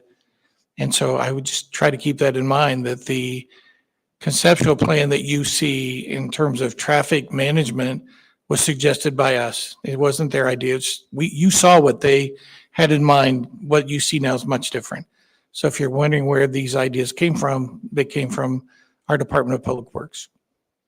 And it is, as Steve said, his job to manage traffic. But I just wouldn't get caught up in the argument that,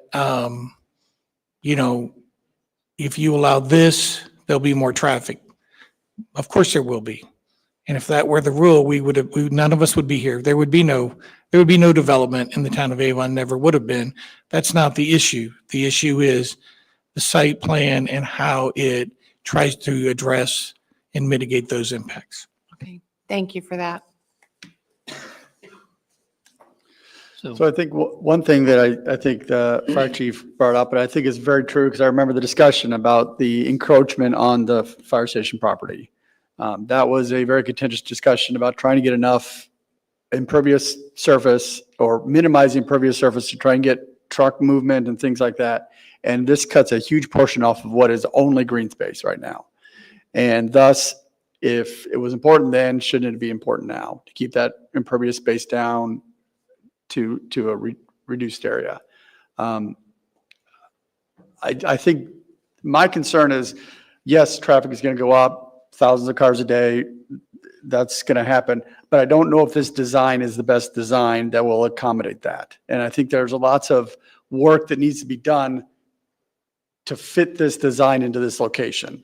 And so my concern is, while yes, they've met the staff's requirement, there's still a commission here that goes through and discusses whether this development fits in this location and accommodates the concerns of the neighborhood, concerns of the community, and concerns of future growth going through this new roundabout, which I don't know if it has been fully assessed, if there was ever a plan to put a roundabout at Governor's Row in the long-range thoroughfare plan. And when you do that, you change the whole flow of the entire area. And I don't know if that's been considered. So I don't know if there's enough information here. The list of conditions just keeps getting longer and longer without any additional design. And I don't know if that meets the intent of understanding the facility that's going to go on this property. I agree with you about the issue with going into the fire station's property, especially, like you said, after we really worked hard with the fire chief and the staff to make that a workable project for them. And now we're talking about going in and just tearing it up and, I'm sure that there are minds going, well, why did we even argue about this? And if we were going to do that, I'm not a building engineer, construction engineer, so I don't know. I'm assuming there's a way to make that roundabout work. I don't know, maybe not. But I do prefer the idea of the roundabout there in Governor's Row instead of another entrance onto Avon Avenue, especially that close to the 150. But there's just a lot of things about this that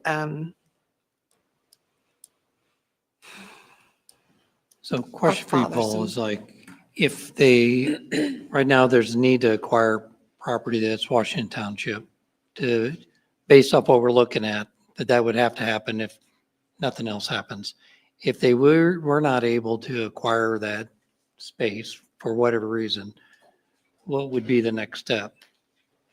Well, I don't know that we can say what would or wouldn't have to be acquired until there's a final design that's approved by the Department of Public Works.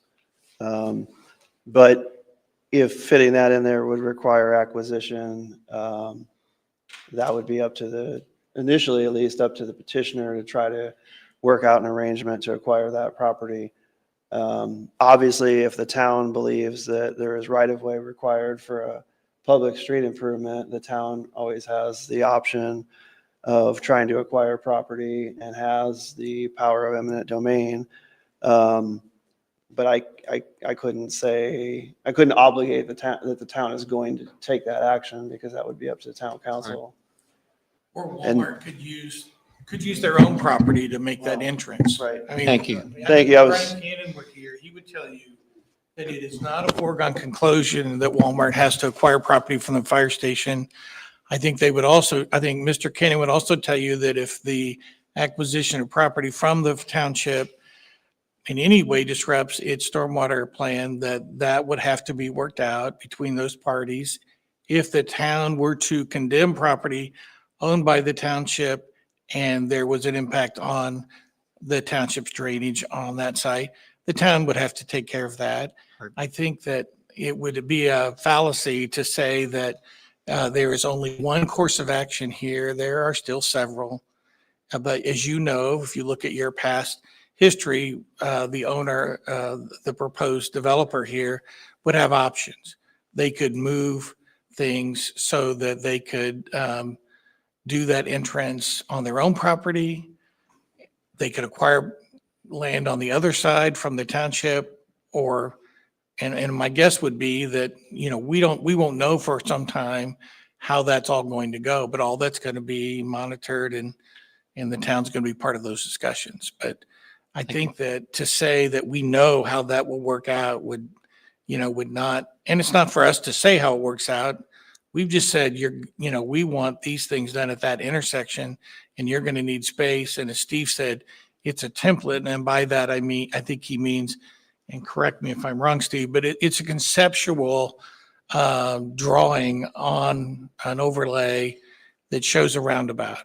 What is it going to look like when it's built? Probably not that, because Steve's going to make them do it a certain way, and the traffic engineers will figure out, all that. But we don't know that Walmart will acquire land from the township in order to make that intersection work. They may or they may not. And I think that's all we know. Well, they may also need to acquire land from the people on the west side of the road as well. Correct. Those people do not live in the town of Avon, they live in the township. That is also a possibility. You're right. You've been around a long time. You know, right? Yeah, So, you're correct. but I like the idea they should put it on their own property. So the roundabout would also require, if we approve this, would require coordinating with Hendricks County. Since it would be, That's a Steve question. oh, that's a Steve question. Where's Steve? If this was to be approved, it would be, can we put that in there subject to the roundabout being installed properly? I mean, with the design, and I mean, this is all, like you said, conceptual today. Well, that I believe would, that would be contained in our requested condition number 1, that they would be the roundabout would be constructed prior to issuance of a certificate of occupancy, and that the design of that would need to be approved by both the planning administrator and the public works director. so would the roundabout, Building permit is even issued. right? Well, it does need to be constructed I'm not before saying a permit constructed, is but issued. the plans approved. Yeah, Don't well, you we wanna said see the prior, plans approved for the roundabout So- before we give them a building I'm permit? sorry, to correct the record, what the condition actually requires is prior to issuance of a building permit, revised plans shall be submitted requiring approval of the administrator and the public works director, which provide for the following public street improvements, all of which to be designed and constructed to the town standards, with all improvements completed by the property owner prior to issuance of a certificate of occupancy. So yes, the designs would have to be hashed out prior to a building permit being issued, but the construction would only have to be completed before the store would get a certificate of occupancy, which would allow it to open. So constructing the roundabout because one side of Avon Avenue is Hendricks County and the other side is, So sorry. so Not you. the road right of way is one or the other. And in this case, where it's the town's developed and it's against the county property, the town has the entire right of way to maintain. So now we would be in coordination with, and we always do, like we're doing the roundabout at 100 North and Raceway. So we have the city of Indianapolis on one side, on 2 corners. We have Hendricks County on the northwest corner, and then we're the southwest corner. It's our project, but we're coordinating with all of them, but it is our project. Okay. So this would be our project. Okay, thank you. And they're not contributing to the funding of that project, is that correct? They are not, unfortunately. All right. I have a question for Paul. Is the comprehensive plan part of the criteria that we evaluate TPRs on? It's point 11 on your staff report. Can you talk about that? Because this was submitted prior to the approval of the 25 comp plan. So would it be kind of governed by the previous comp plan, or is it governed by the current comp plan? So typically at the time something is filed, we would consider the plan in effect at that time to be controlling. But we would also consider the newly adopted plan for context as well.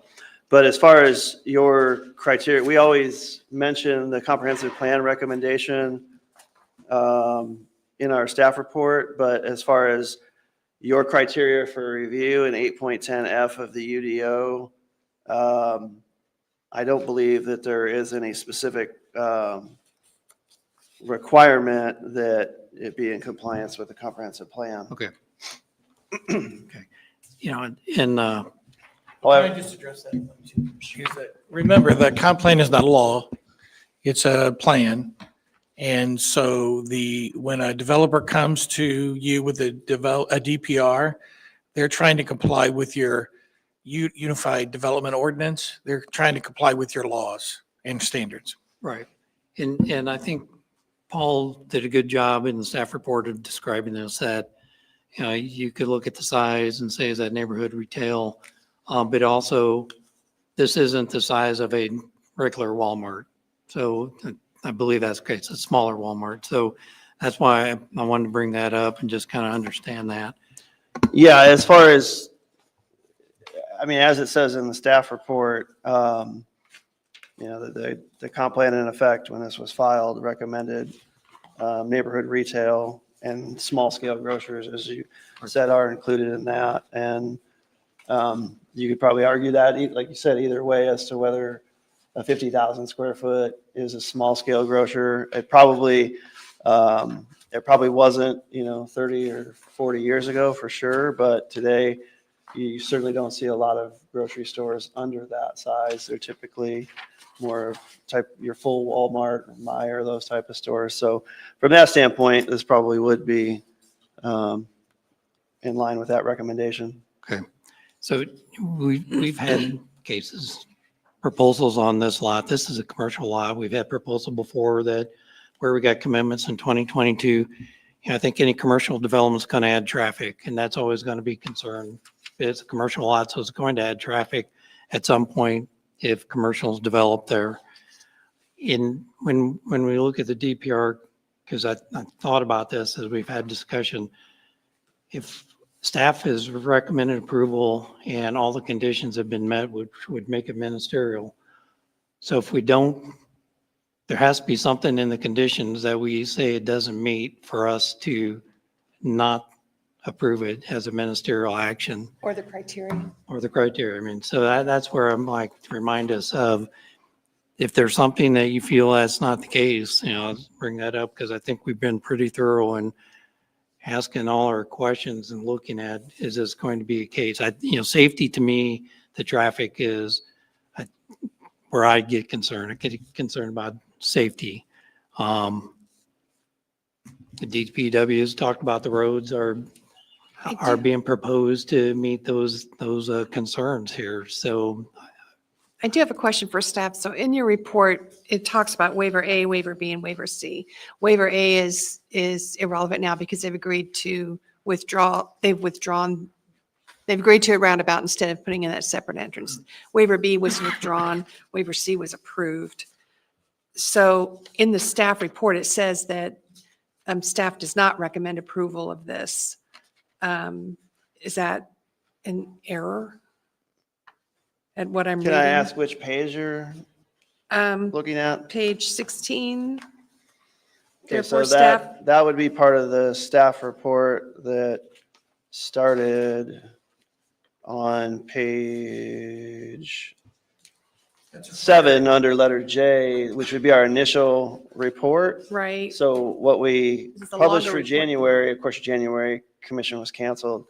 But that was our recommendation at the time. So we don't change the report that we've already published. We want to be very clear that we don't publish one report in January and then come back to you in March and change our report that we've already published. So that's why we do the additional sections at the beginning for subsequent hearings. So while there's context and information under row J from January 26th that obviously is important to consider, you'll see on page 3 is where we indicate under the March 23rd update that if the petitioner agrees to all outstanding items, staff would recommend approval.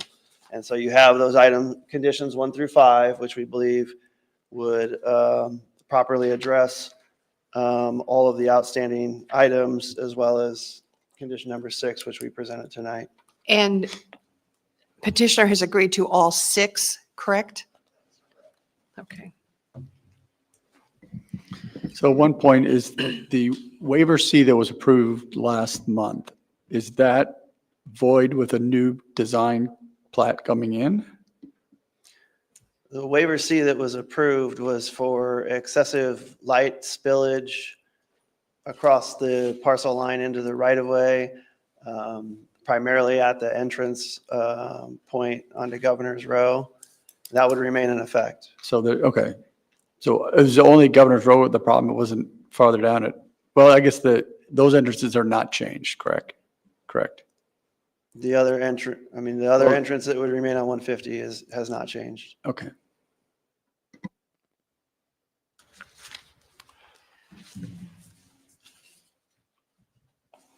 Well, I have one more request on your roundabout on the north side of the property. They're only going to make the improvements from the roundabout to the first entrance into the parking lot. Is that correct? That's correct. And Well, can go we ahead. request that the petitioner goes, even though I'll illustrate it as the second entrance, that will be going away, make those improvements up to that entrance, which to me is the entrance into the subdivision. If you look at it now, this is retail, across the street's the fire station, and across the street is a daycare. Why are we just Band-Aiding the improvements that need to be made? Just make them all the way up to the entrance. So what we had originally requested last month was that the 4-lane cross-section continue east to the second driveway, which that would be needed to accommodate additional traffic coming out of that driveway, especially potential truck traffic, which would need more space. It's not really that there would be so much traffic volume between the driveways that it would merit 4 lanes, but that there would be additional width needed to accommodate those truck turning movements. So after further discussion with Mr. Moore, we determined that if they would close that driveway, that wouldn't be necessary. And I think he could speak more to that if you have remaining questions on that. But with that driveway going away, we don't anticipate any significant increase in traffic east of the remaining driveway. We already have issues there now. with We the just boulevard. paved that section. So it's all brand new asphalt and with, Have to repave it, I guess. no, it's already repaved all the way to that point. We wouldn't want them to mess with it unless they were going to put heavy truck traffic on it. With that drive closed, that concern goes away. In your mind, I'm looking at this, the impact of the people that live there. That has an impact to the people there. We're talking about not doing that because we closed the entrance, so we won't have truck traffic. Well, there's still issues on that boulevard. In what regard? We had people that asked us about no parking on the streets. So that's different. I'm looking from a structural standpoint. But Yeah. I'm not looking at just this project. I'm looking at the impact of the neighborhood. Yeah, And that's, they're always saying, well, this only affects our project. Well, there's an impact to everybody. understood. So if we're going to do it right, let's do it right the first time. But I don't see a reason to repave a road that's just been repaved. So you're going to take credit for those recommendations as they're giving you credit for the recommendations of the roundabout? Say it again. They're giving you credit. Staff made the recommendations to put that roundabout there, thus they're putting it there. So is staff making the recommendations then not to make that boulevard 4-lane from the first entrance to the second entrance? Correct. I don't agree with it. Because the stacking would never go past that as far as what our traffic study shows and what they've shown as well. To me, it's no different. You got weight limits on 150 South. We've seen it on Lexington Woods and over there. And those semis are going to go by GPS and they're going to go down that road past the high school. So that's a weight limit That may happen, Greg. What are we going to do? I can't tell you. Well, you can't tell me, but we can't be blind to the fact that it's not going to happen. It will happen. If it happens on a regular basis, we contact Walmart and Walmart contacts The subdivision and election. their logistics company. I mean, this is what happens, Greg. They tore up their yards. We put blockades up there to keep them from doing it. Understand. My point is, we can't be blind to the fact that it won't happen. Understood. It will happen. Understood. So fix it now, or at least improve it now to minimize the impact later on down the road. That's my only request. Well, we'll look at it again and make sure that, Well, I can't approve it. We'll look at it well, again. no, because we have the final say over the final design. Well, right now, we can't make any decisions approving one thing or another. This is about, they're presenting a development to us, how the details of that development and all of these improvements, which I appreciate Walmart accommodating us and accommodating the residents of Turner Trace. But you know, I think we're getting into the weeds here when we're talking about, if there's parking on Governor's Road, they need to have lots of signs that say, if you park here, you will be towed, and then tow them. I mean, there's all what kinds of ways to manage some of these problems. But right now, we're just being asked to whether or not we are going to approve this. I have issues with this. I've never liked that that property was commercial from its inception. Avon, as I've said probably 100 times, Avon Avenue from 100 South all the way down to 40 is 2 lanes with no shoulder. And eventually, if it had been widened already, I would have much fewer qualms. However, as my vice president reminded us, and as our council also reminds us, this is a ministerial thing. If I might. Yes, go ahead. I mean, yes, and say I like that as a commercial corner. I think that's a good area for commercial business, for a small neighborhood, for something that gives the citizens a place to go that's not up on 36, a lot of traffic there. But I think to the point Greg was making, is like it comes back to traffic and safety. And that's one of the criteria, that if we don't feel like this is meeting that criteria, that would be the reason that we would say we disagree with staff's recommendation. And doing it right, I see your point, and I think that's something that the council ought to also talk about. And I think Mr. Moore has indicated, yeah, that is the intent to do it right. But are we concerned about traffic and safety? And that's again, we keep going around on that. If that's the thing we don't agree with, then that's where we don't agree with staff's recommendation. But I think, and as Mr. Taylor pointed out, too, making sure, it's always in the words, read the words. And the words are not, is this going to increase traffic, which might cause safety problems? Because, as he said, if everything creates new traffic, and which means there's more cars on the road, if there's more schools, there's more kids. I mean, everything creates additional reasons to be safety aware. But that's not a reason to say no. It is, are you doing, I mean, I was not happy with the traffic study that brought it to an F. I do have a question. What is the traffic grading with your new plan? Or do you have that? Yes. Because it was, the previous plan gave us an F, which is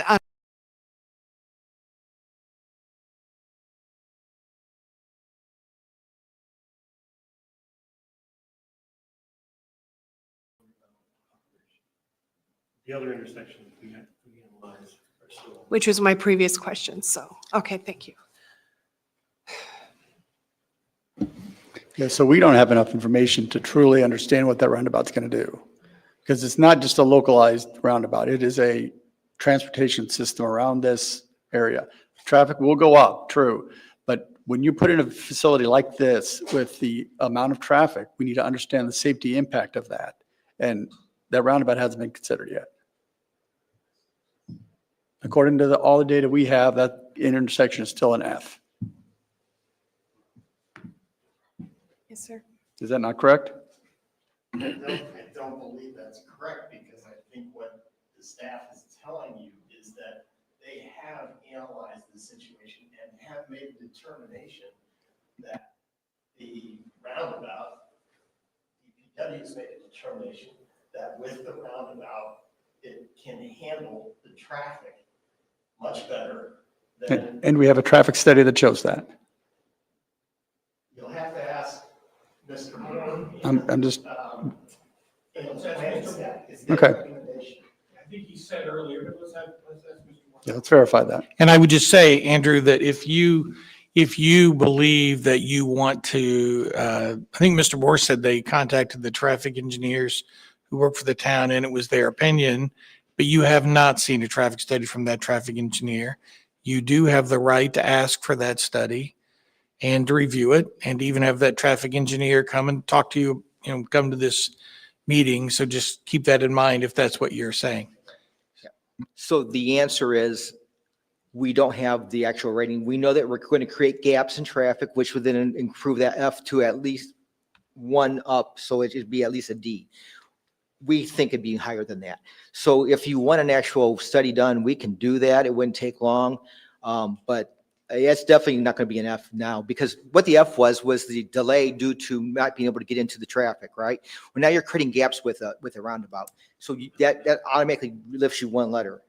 And so if you're a B, you could be an A, right? You know, but if you're an F, you're going to be, we anticipate at least a D. Okay, and that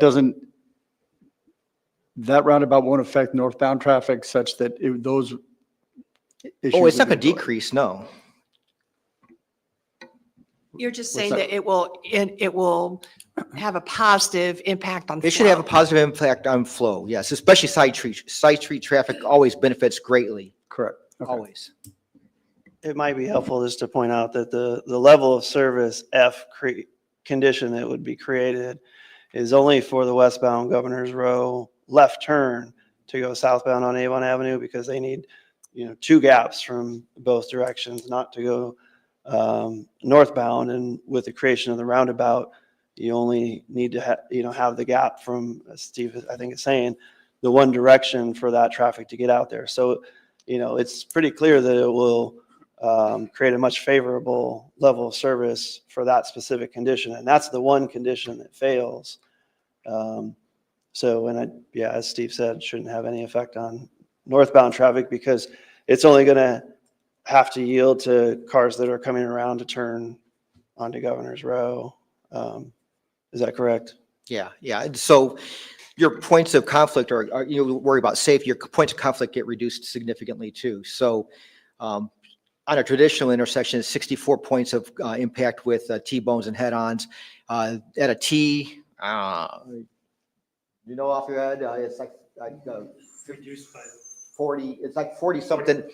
It's like 40 something points of impact, and it's reduced down to 12 or something like that. Point is, it's going to be safer.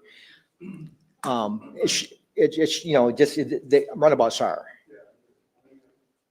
And then you talked about geometry, and hey, it's going to be on the Washington Township property. I've seen traffic ovals before that saves certain. Instead of being a traffic circle, it could be a traffic oval. They can change that, squeeze it some, pull it back some, change the center of the roundabout. We have high speed. I was at State Road School at Purdue this last week, and we're now incorporating more high speed roundabouts, which are smaller centers, which you're going to still need the outside radius for the truck traffic and vehicles to get around smoothly. You reduce the center, so that reduces, that gives us more room for fire trucks or whatever else to get through as well. So there are things that they can do. Again, that was just a sample, of what it could be done there. That's nowhere near, like Dan said, Mr. Taylor. Dan, I mean, Mr. Taylor to you.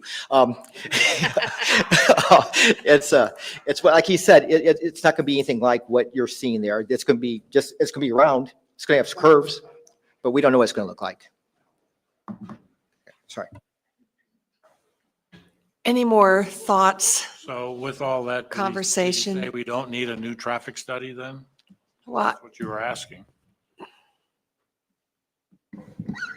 I heard that Public Works believes this is an improvement to the F rating. And much more design work needs to be done to be able to analyze. Reduction in points of contact. Well, we know that there will be reductions in points of contact by this design, without question. Do they also need to work with the fire station?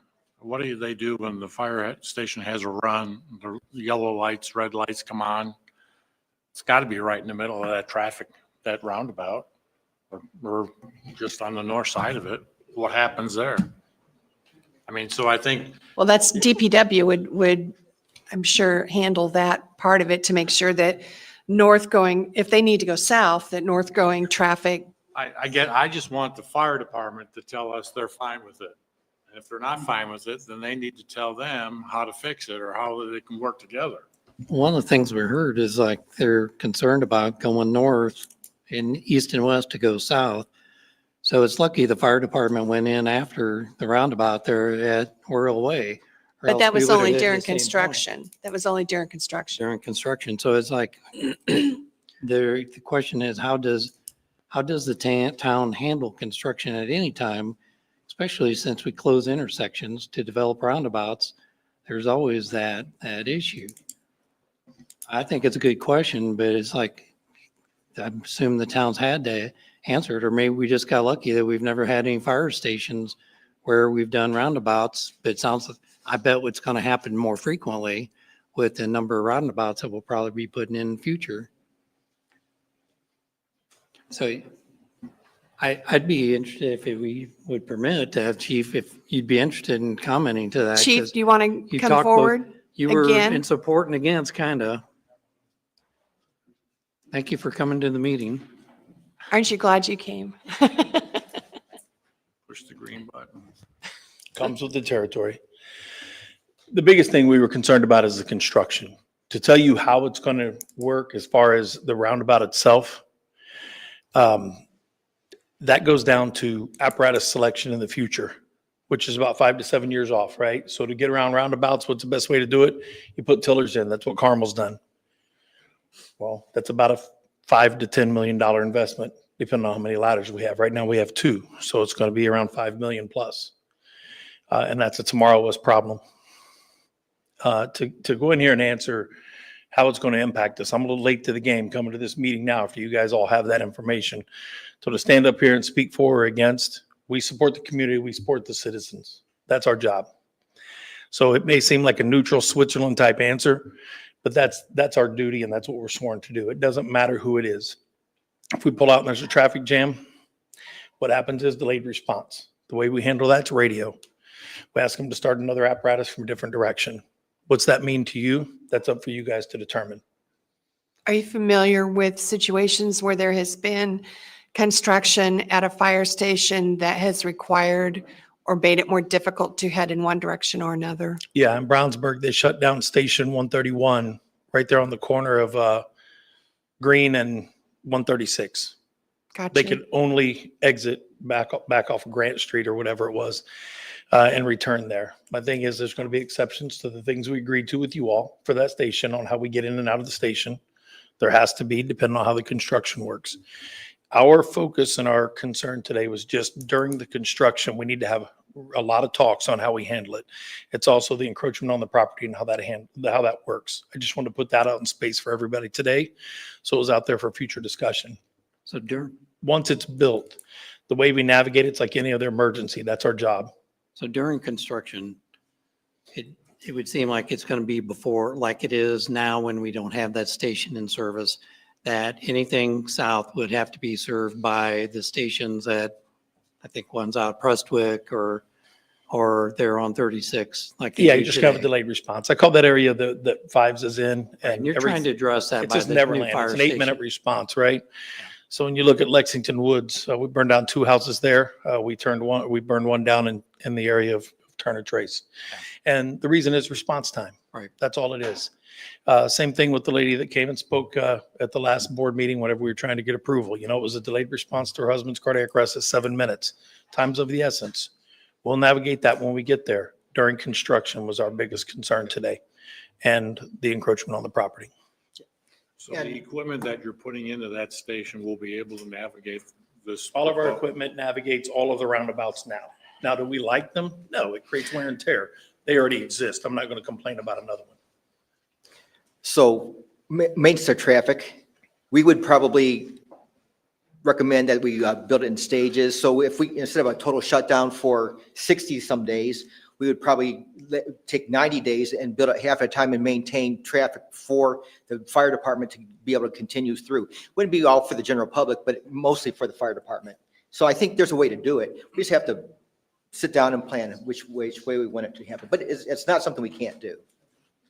Well, I trust our staff, not only our staff that works with us here, but I trust our employees and everyone who works for our town to do what's in the best interest of the town and our fire departments and our communities. And I'm very grateful to live in this community because we have such a strong ethic of working together to solve problems and to make things work. Is there any more discussion that we need to have on this regarding traffic studies or commitments or anything else? I do have a question about the motion. The motion refers to subject to the conditions and the additional 6 conditions. Should those be commitments, or? I just had a question about that. No, conditions should be sufficient. Okay. Is there any more discussion? Otherwise, I think we probably should go ahead and entertain a motion.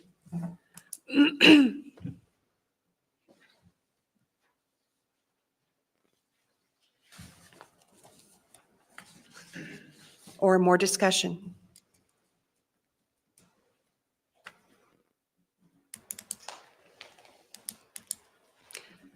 Or I can show you cute cat videos.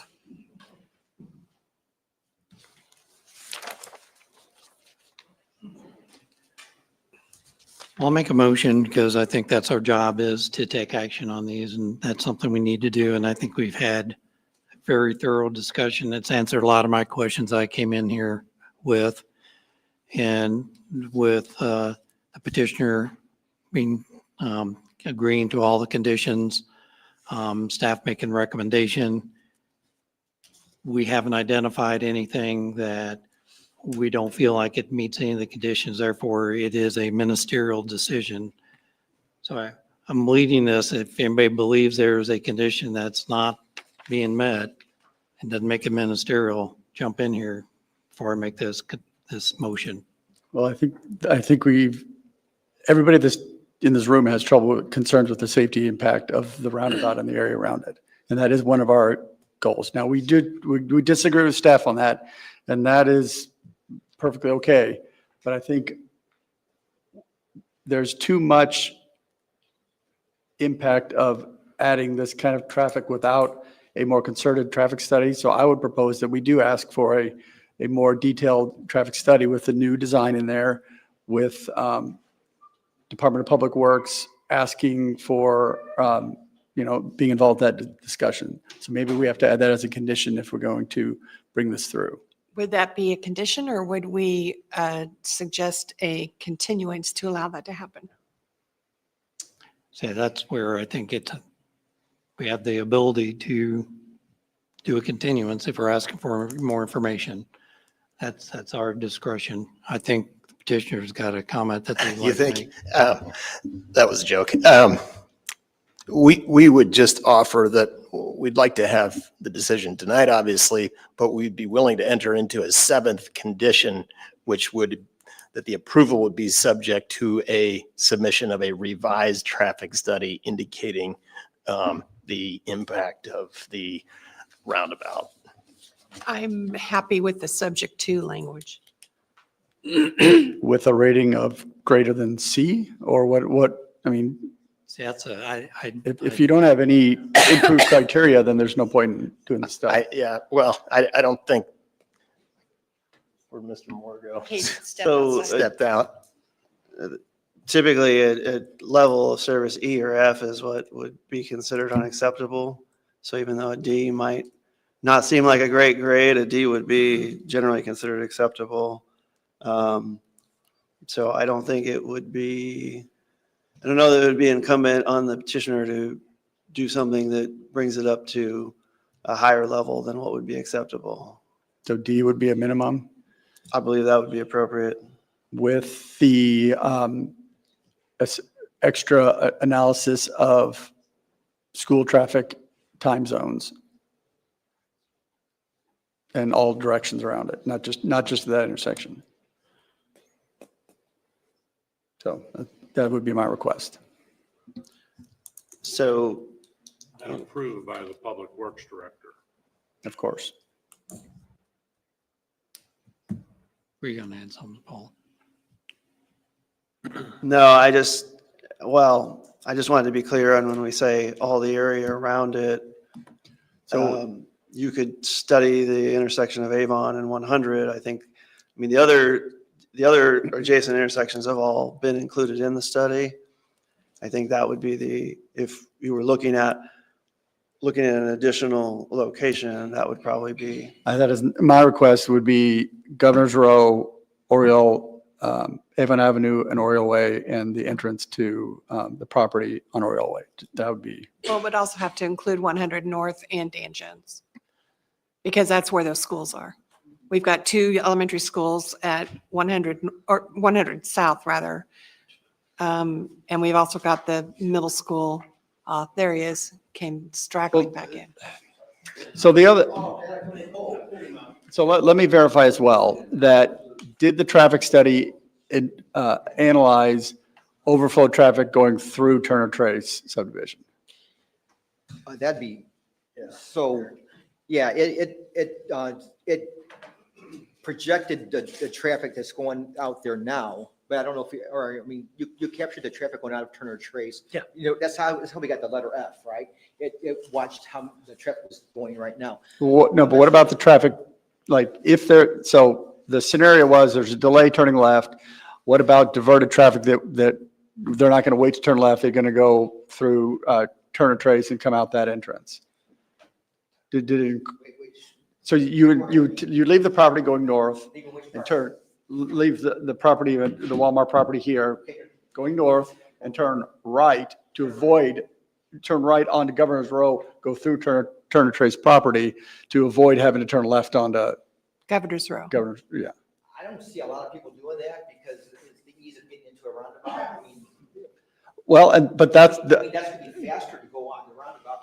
now it is, yes. Yeah. And so, but that's the question is, can we incorporate the true traffic design and flow all around the property?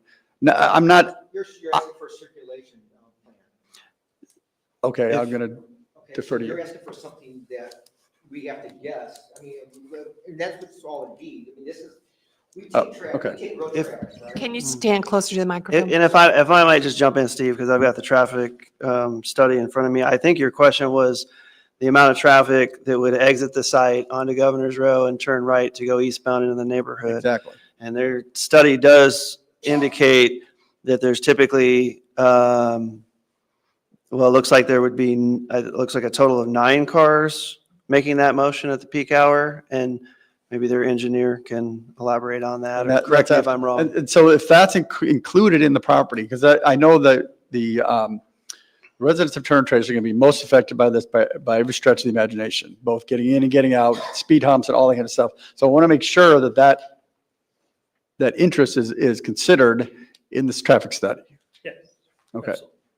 So that, yeah, that was already covered in the traffic study that we've reviewed. And I think, Steve, correct me if I'm wrong, but that's why our recommendation includes installation of speed humps, not bumps, but speed humps at 2 locations to the east along Governor's Row, and then one on Turner Trace Place between Governor's Row and 150 to slightly slow down traffic, to calm it if there is impact from any significant amount of traffic cutting through to access to and from this development. Yeah, the hope is that the traffic calming deters people from trying to take those routes that could go another direction. So they would rather go on Avon Ave and 150 than cut through and hit the bumps or humps. Got me saying it now. Yeah. So the idea is, unless you're a resident, and then it's well, the terrible. resident's going to have to. Yeah. Yeah. That's the way they're going to go. But again, that also then helps with speed because we know residents will go faster than what they should too. So the speed humps will help with speed for the residents and help deter volume for people who can have another way of going. Doesn't the current condition already say that it requires all these different areas? So we've got several conditions, but what is it adding? And if I can help, I'm sorry, just by trying to bring Steve up to speed, because he was out of the room for a minute, there was discussion about adding an additional condition potentially that would require submittal of a revised traffic study that would show a minimum level of service D for the Governor's Row westbound traffic going into the roundabout, in order to address some concerns from the commission that they believe they don't potentially don't have confidence that the roundabout that we're recommending would alleviate that failing condition. I mean, I don't have a problem with that. I mean, yeah, that's a pretty simple one to do. And, yeah, I don't care. I think that it's a foregone conclusion that it would be at least a D. So, I mean, if they want to see it in black and white, I don't have a problem with that. I'm thinking it'd be better than that, but you know, I'm being conservative when I say a D. I wouldn't say it at all if I didn't think it would be. So, but if they want it in black and white, we can do that. Do you consider D acceptable? Oh, yeah. Yeah. Yeah. So you design a whole intersection trying to get to a D sometimes. Really? Oh, yeah. Yeah. So Yeah, I'm it's not seeing all like the in F school. ones then. Hey, mom, I got a D. Hey, look at me. You know, no, it's not like that. A D is acceptable, a level of service that's acceptable. It shows some delay, which I am saying, I think it's going to be much better than that, but I feel safe and confident in saying it's going to be a D at least. Would you say 100 South and Avon Avenue is a D? 100 South and Avon Avenue. I would say that north, certain times of day, I think north and south would be an E. So, and east and west, I think, would do better. So they're probably D or better. But north and south, Trying to create a comparison. yeah, north and south could be an F at certain times, right? Absolutely. Yeah. So, but no, I don't think this would ever get that low. That movement coming out of Governor's Row would, I don't even say what I really think it's going to be, because you know, I don't want you to hold me to it, but I'm just saying it'll be better than a D.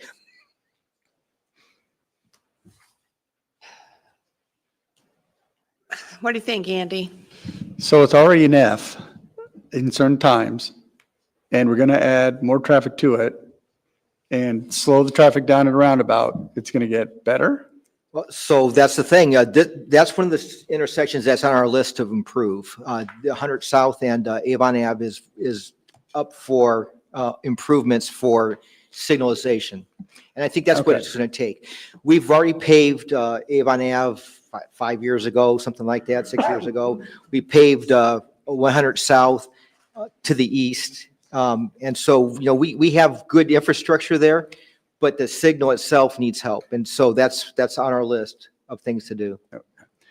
So I would ask if we add a condition to evaluate this areas around this property such that they achieve a level D or better, even at peak times during school entrance and exits.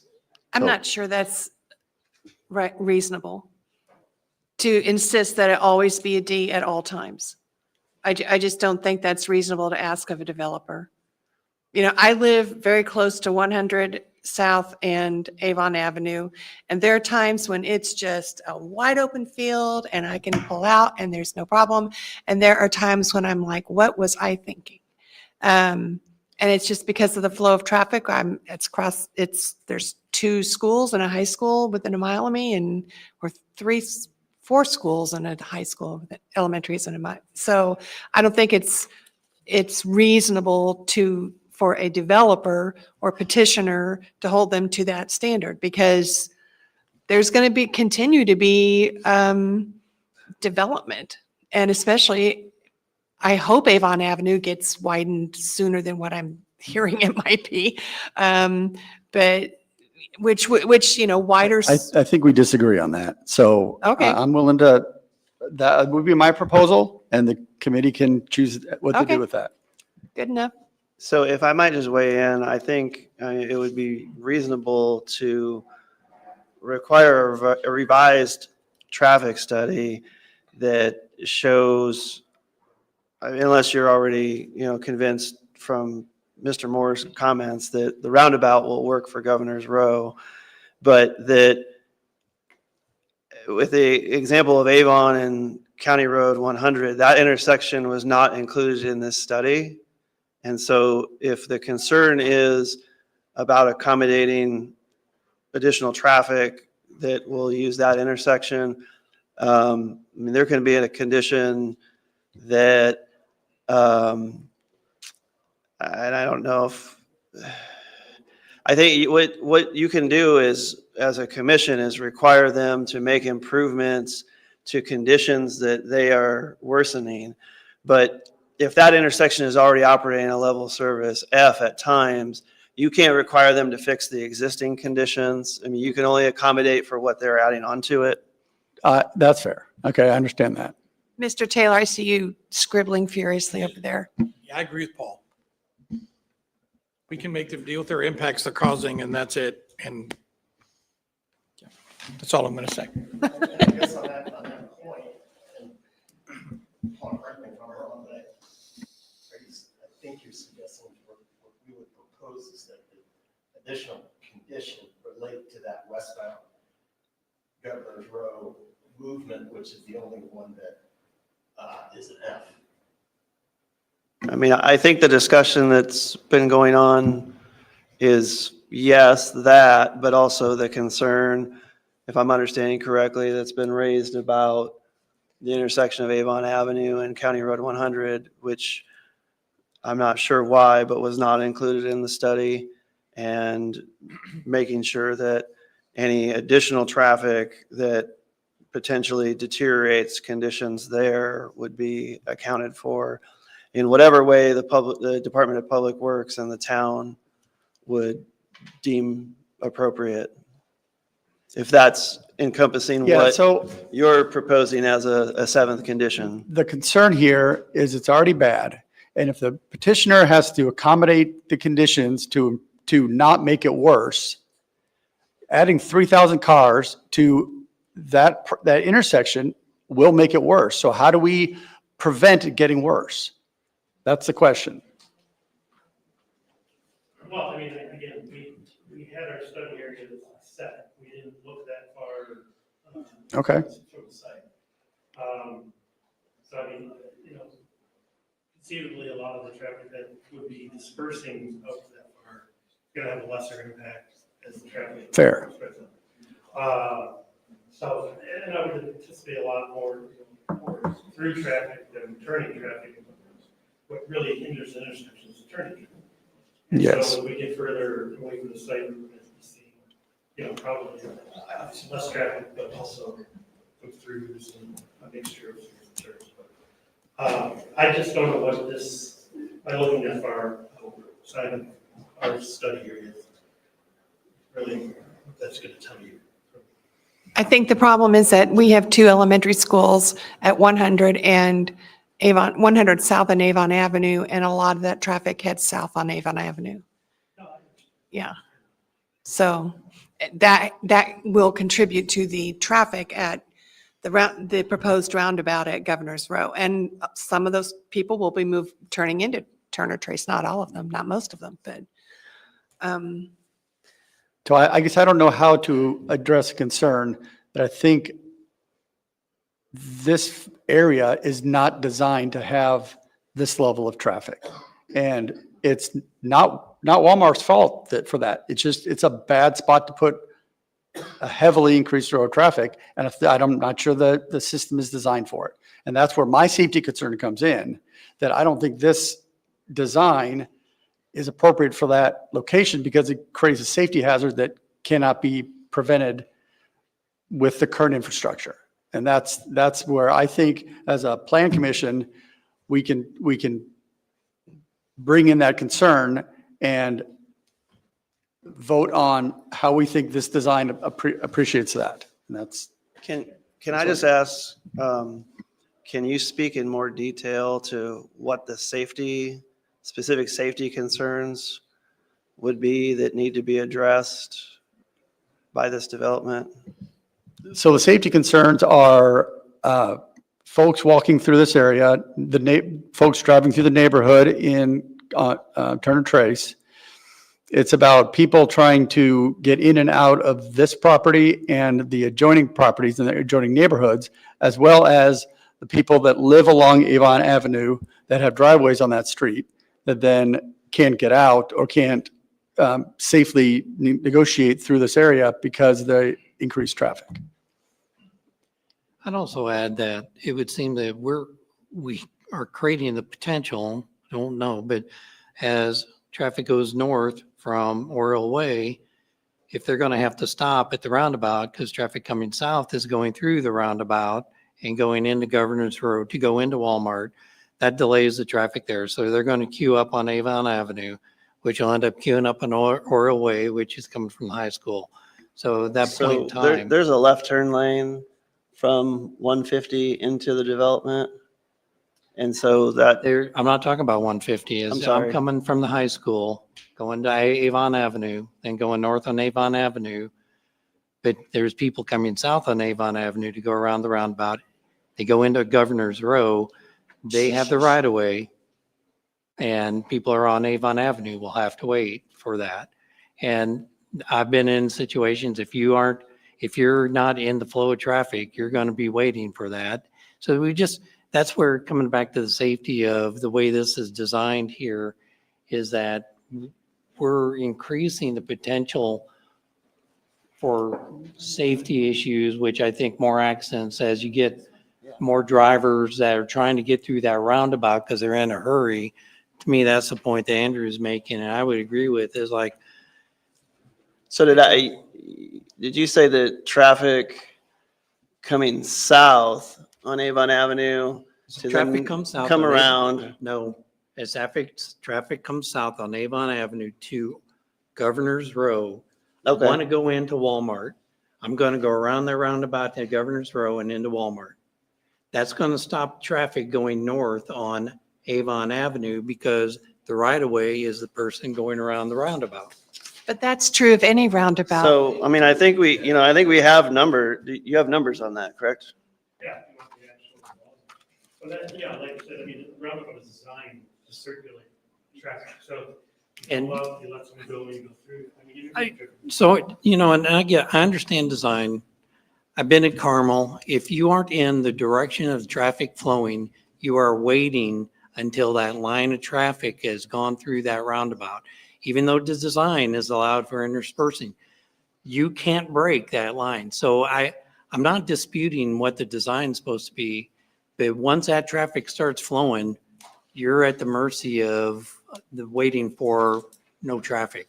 right. And what we have estimated here, worst case scenario, say like the PMP government, is about a car minute going through, heading south and then turning around to go to Governor's Road. So I'm kind of with Steve on this, quick. If we do the analysis, I think you'll find it's going to work a lot better than just a traditional two-way stop.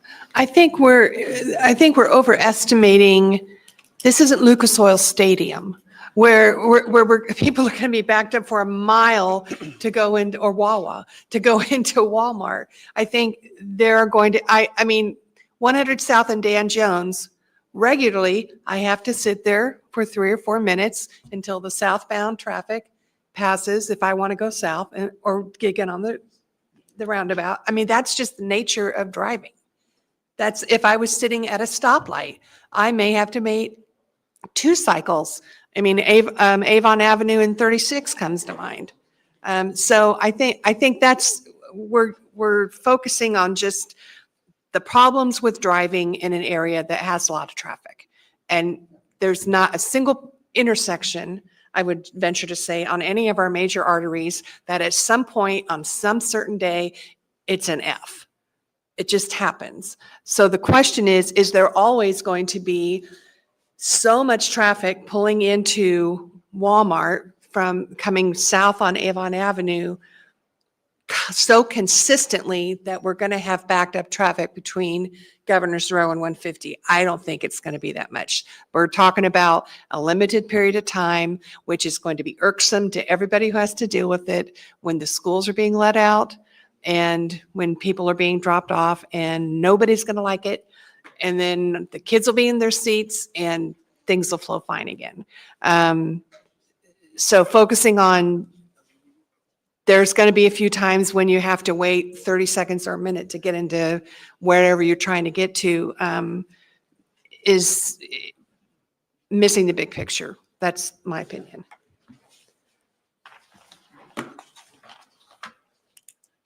So I'd ask that as a commission, To me, adding a condition for an additional traffic study to get information, it doesn't require any action be taken, shouldn't be a condition.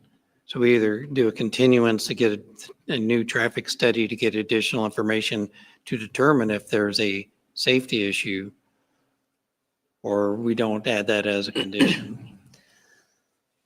I was leaning towards what you were thinking, Andy, in terms of let's get another traffic study. But, you know, we've heard what Steve has had to say. We've heard what the traffic engineers had to say. I assume everyone who comes to speak to us comes in good faith. I think we're pretty good at weaseling out the ones who aren't. And I don't feel like anybody who has spoken here has not spoken with good intentions. I'm not so sure we need a new traffic study. But I wouldn't object to one if the rest of the commission really would like to have one added. I would not object to that. It might be redundant, or it might prove our worst fears were unnecessary.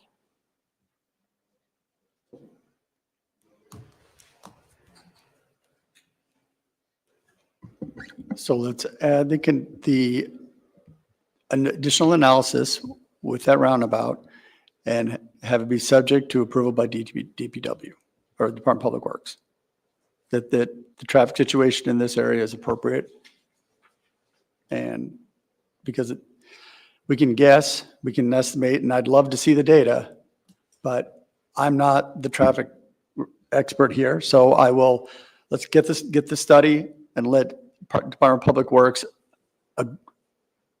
determine whether it's acceptable levels of traffic. So that'd be condition number 7. So I don't know if it already has it in there. I mean, it already says it requires the approval of the public works director. That's why I'm not saying it seems redundant to me because it already requires that. Bill, you've been awful quiet over there. I've gone back and forth on this a lot tonight. Chief Brock's comments early on, though, as far as getting around, I do find that ironic on the one hand that the fire station's going in there to obviously with the intent of enhancing safety of the residents. And yet this development, and again, I understand, what's come this evening, that Walmart people have certainly done their due diligence as much as they can. But, certain issues that it seems to me could be kind of encroaching upon that safety, and that's a concern of mine. And I would also agree with the comments earlier that Greg made. We have to get this right. We have no choice. I mean, we all, being residents of the town as many years as all of us have, we're running out of spaces. And even if we weren't, I mean, we still, but that just underscores we've got to get this thing right. We can't think, okay, well, what might happen in 5 years? Let's spin a wheel. We got to do better than that. We have to. Well, the issue is also going to be if Walmart goes away, the next person that comes is going to have the same issues. So we need to understand what we're doing to get it right. No matter what gets built on that property, they're going to want to ask for an entrance point into it, whether it's a group of little shops and nail salons and restaurants, or it's Walmart or whatever. There's going to need to be access. I mean, it's zoned for commercial. If someone comes in, doesn't want any waivers, doesn't want any variances, boom, it's there. We can't do nothing about it. So are you looking for a condition that is more explicit, that addresses a? I don't Safety like it because it's location. Location. It's not, and we're trying to put a roundabout into something that I'm not sold on. But this was decided years ago. Right. But, so what's before us? Are you looking at, then are you against the We ask case? people or who are are you looking for present to something take their detailed? conversations outside, please. Do you want a condition that imposes more? Getting it right is what the Department of Public Works is supposed to do, is get it right. Is there something we should be doing as a plan commission that you think that imposes that we're not doing that we should put and make it a condition? Yeah. Just add the traffic study that Andrew wants to do. Yeah. I don't think the traffic study needs to go down to 100 South, but if that's what you want, that's fine. Because that's controlled by an intersection, signalized intersection, as Steve said. We can fix the signalized intersection. Right, they're working on that, yeah. So, Do we have language for that seventh condition proposed? So could I just propose Yep. that would read, prior to issuance of a building permit, and a revised traffic study shall be submitted for the approval of the administrator and the director of the Department of Public Works, analyzing the impacts of the proposed roundabout at Avon Avenue and Governor's Row, and showing results that are satisfactory to the Department of Public Works. Perfect. Perfect. Any further discussion? can you also include conversation with the fire department? I believe that the Department of Public Works will be happy to have discussions with them as the review is That would probably be the built design is into it. reviewed. Yep. Excuse me. Okay. Does anybody want to make a motion?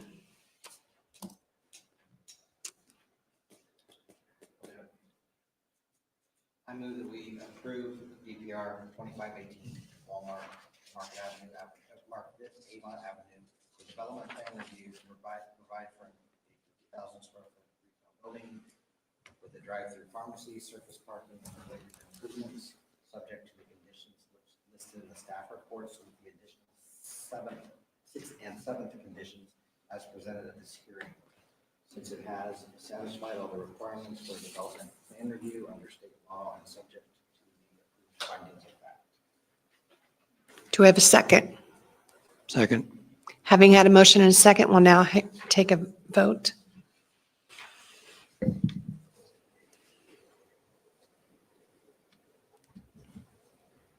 Kaufman. Reed. 4. Rockerbrand. Against. Zuzen. Against. Guckenberger.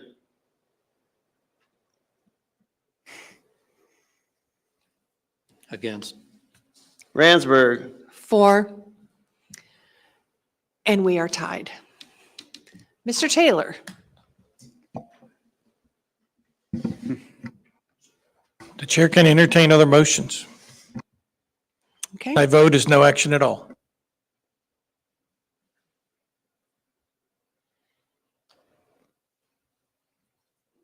Is there any wiggle room on any of these votes?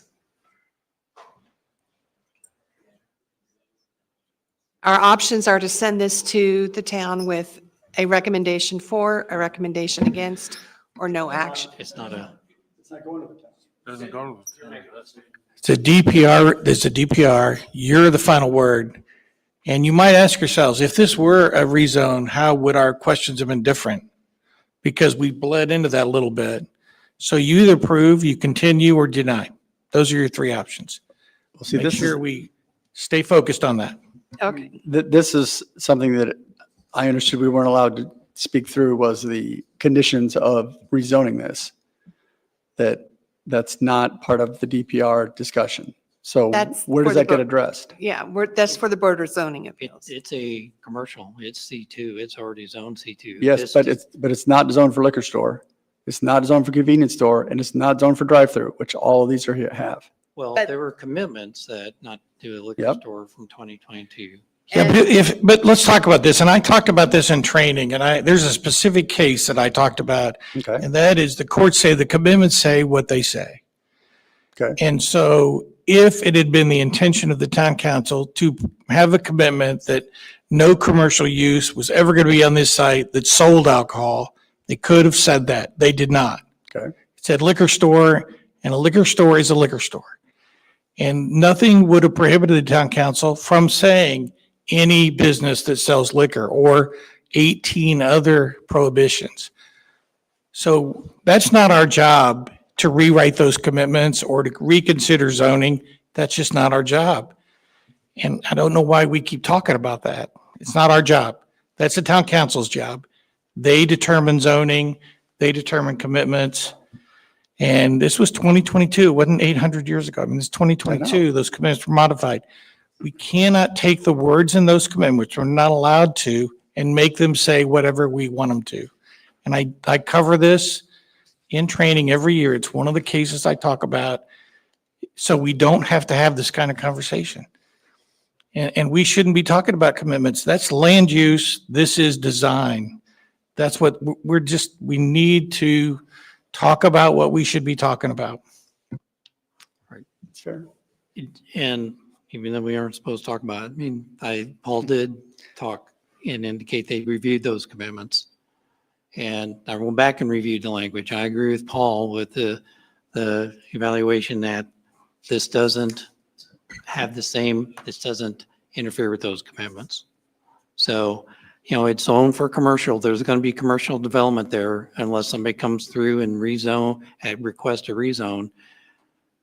But we're going to get something commercial, and that's where I'm like, okay,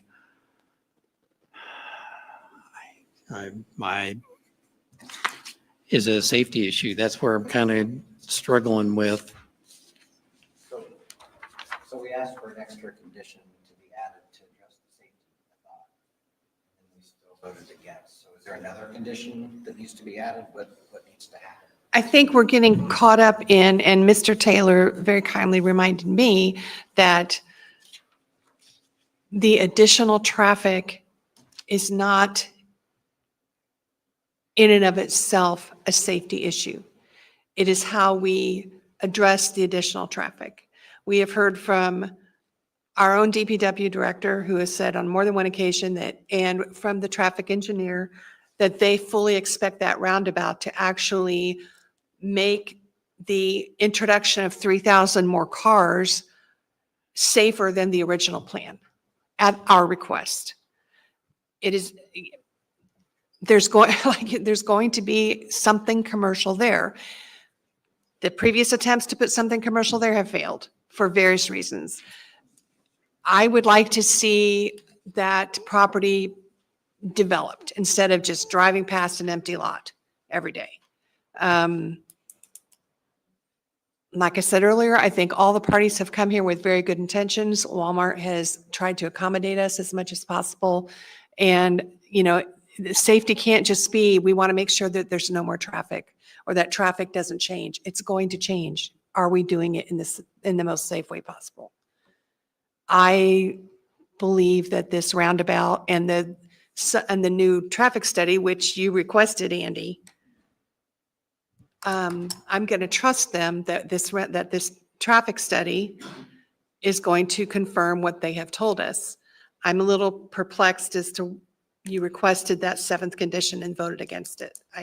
That's perplexing to me. It's your prerogative, but So I'll try a motion again because I think Dave made a point there and I don't disagree with that. So I'll make a motion. okay. It's going to be the same motion that Dave made. So unless you want the honor to do it again. I move we approve DPR 2518 Walmart Market Avon Avenue, a development plan review to provide for a approximately 50,000 square foot retail building with a drive-through pharmacy, service parking, and related improvements, subject to the conditions listed in staff report with the additional 6th and 7th condition as presented at this hearing, since it has satisfied all the requirements for development plan review under state law and subject to the approval findings of fact. Do we hear a second? I'll second. Having heard a motion in a second, we'll now take a vote. Guckenberger. 4. Ransberg. 4. Kaufman. Reed. 4. Rockerbrand. Against? Zuzen. Against. Motion carries. DPR 2513 passes. Okay, moving on to new business. We have no business. Do we have any other business? We do not. No other business? Committee reports. We could ask everyone to keep it down as you exit. Go ahead. Redevelopment, in addition to invoice approvals, Had resolution for 2026-01, Hendricks Regional Health TIF approving expenditures there, plus a wrap-up on financial reports, and also a quote to clean the police substation and training, pardon me, facility. We did not have a BCA report or BCA meeting. Any other reports, committee reports, town council? We don't meet till this week, so no. Is there anything else for the good of the order? In that case, we are adjourned.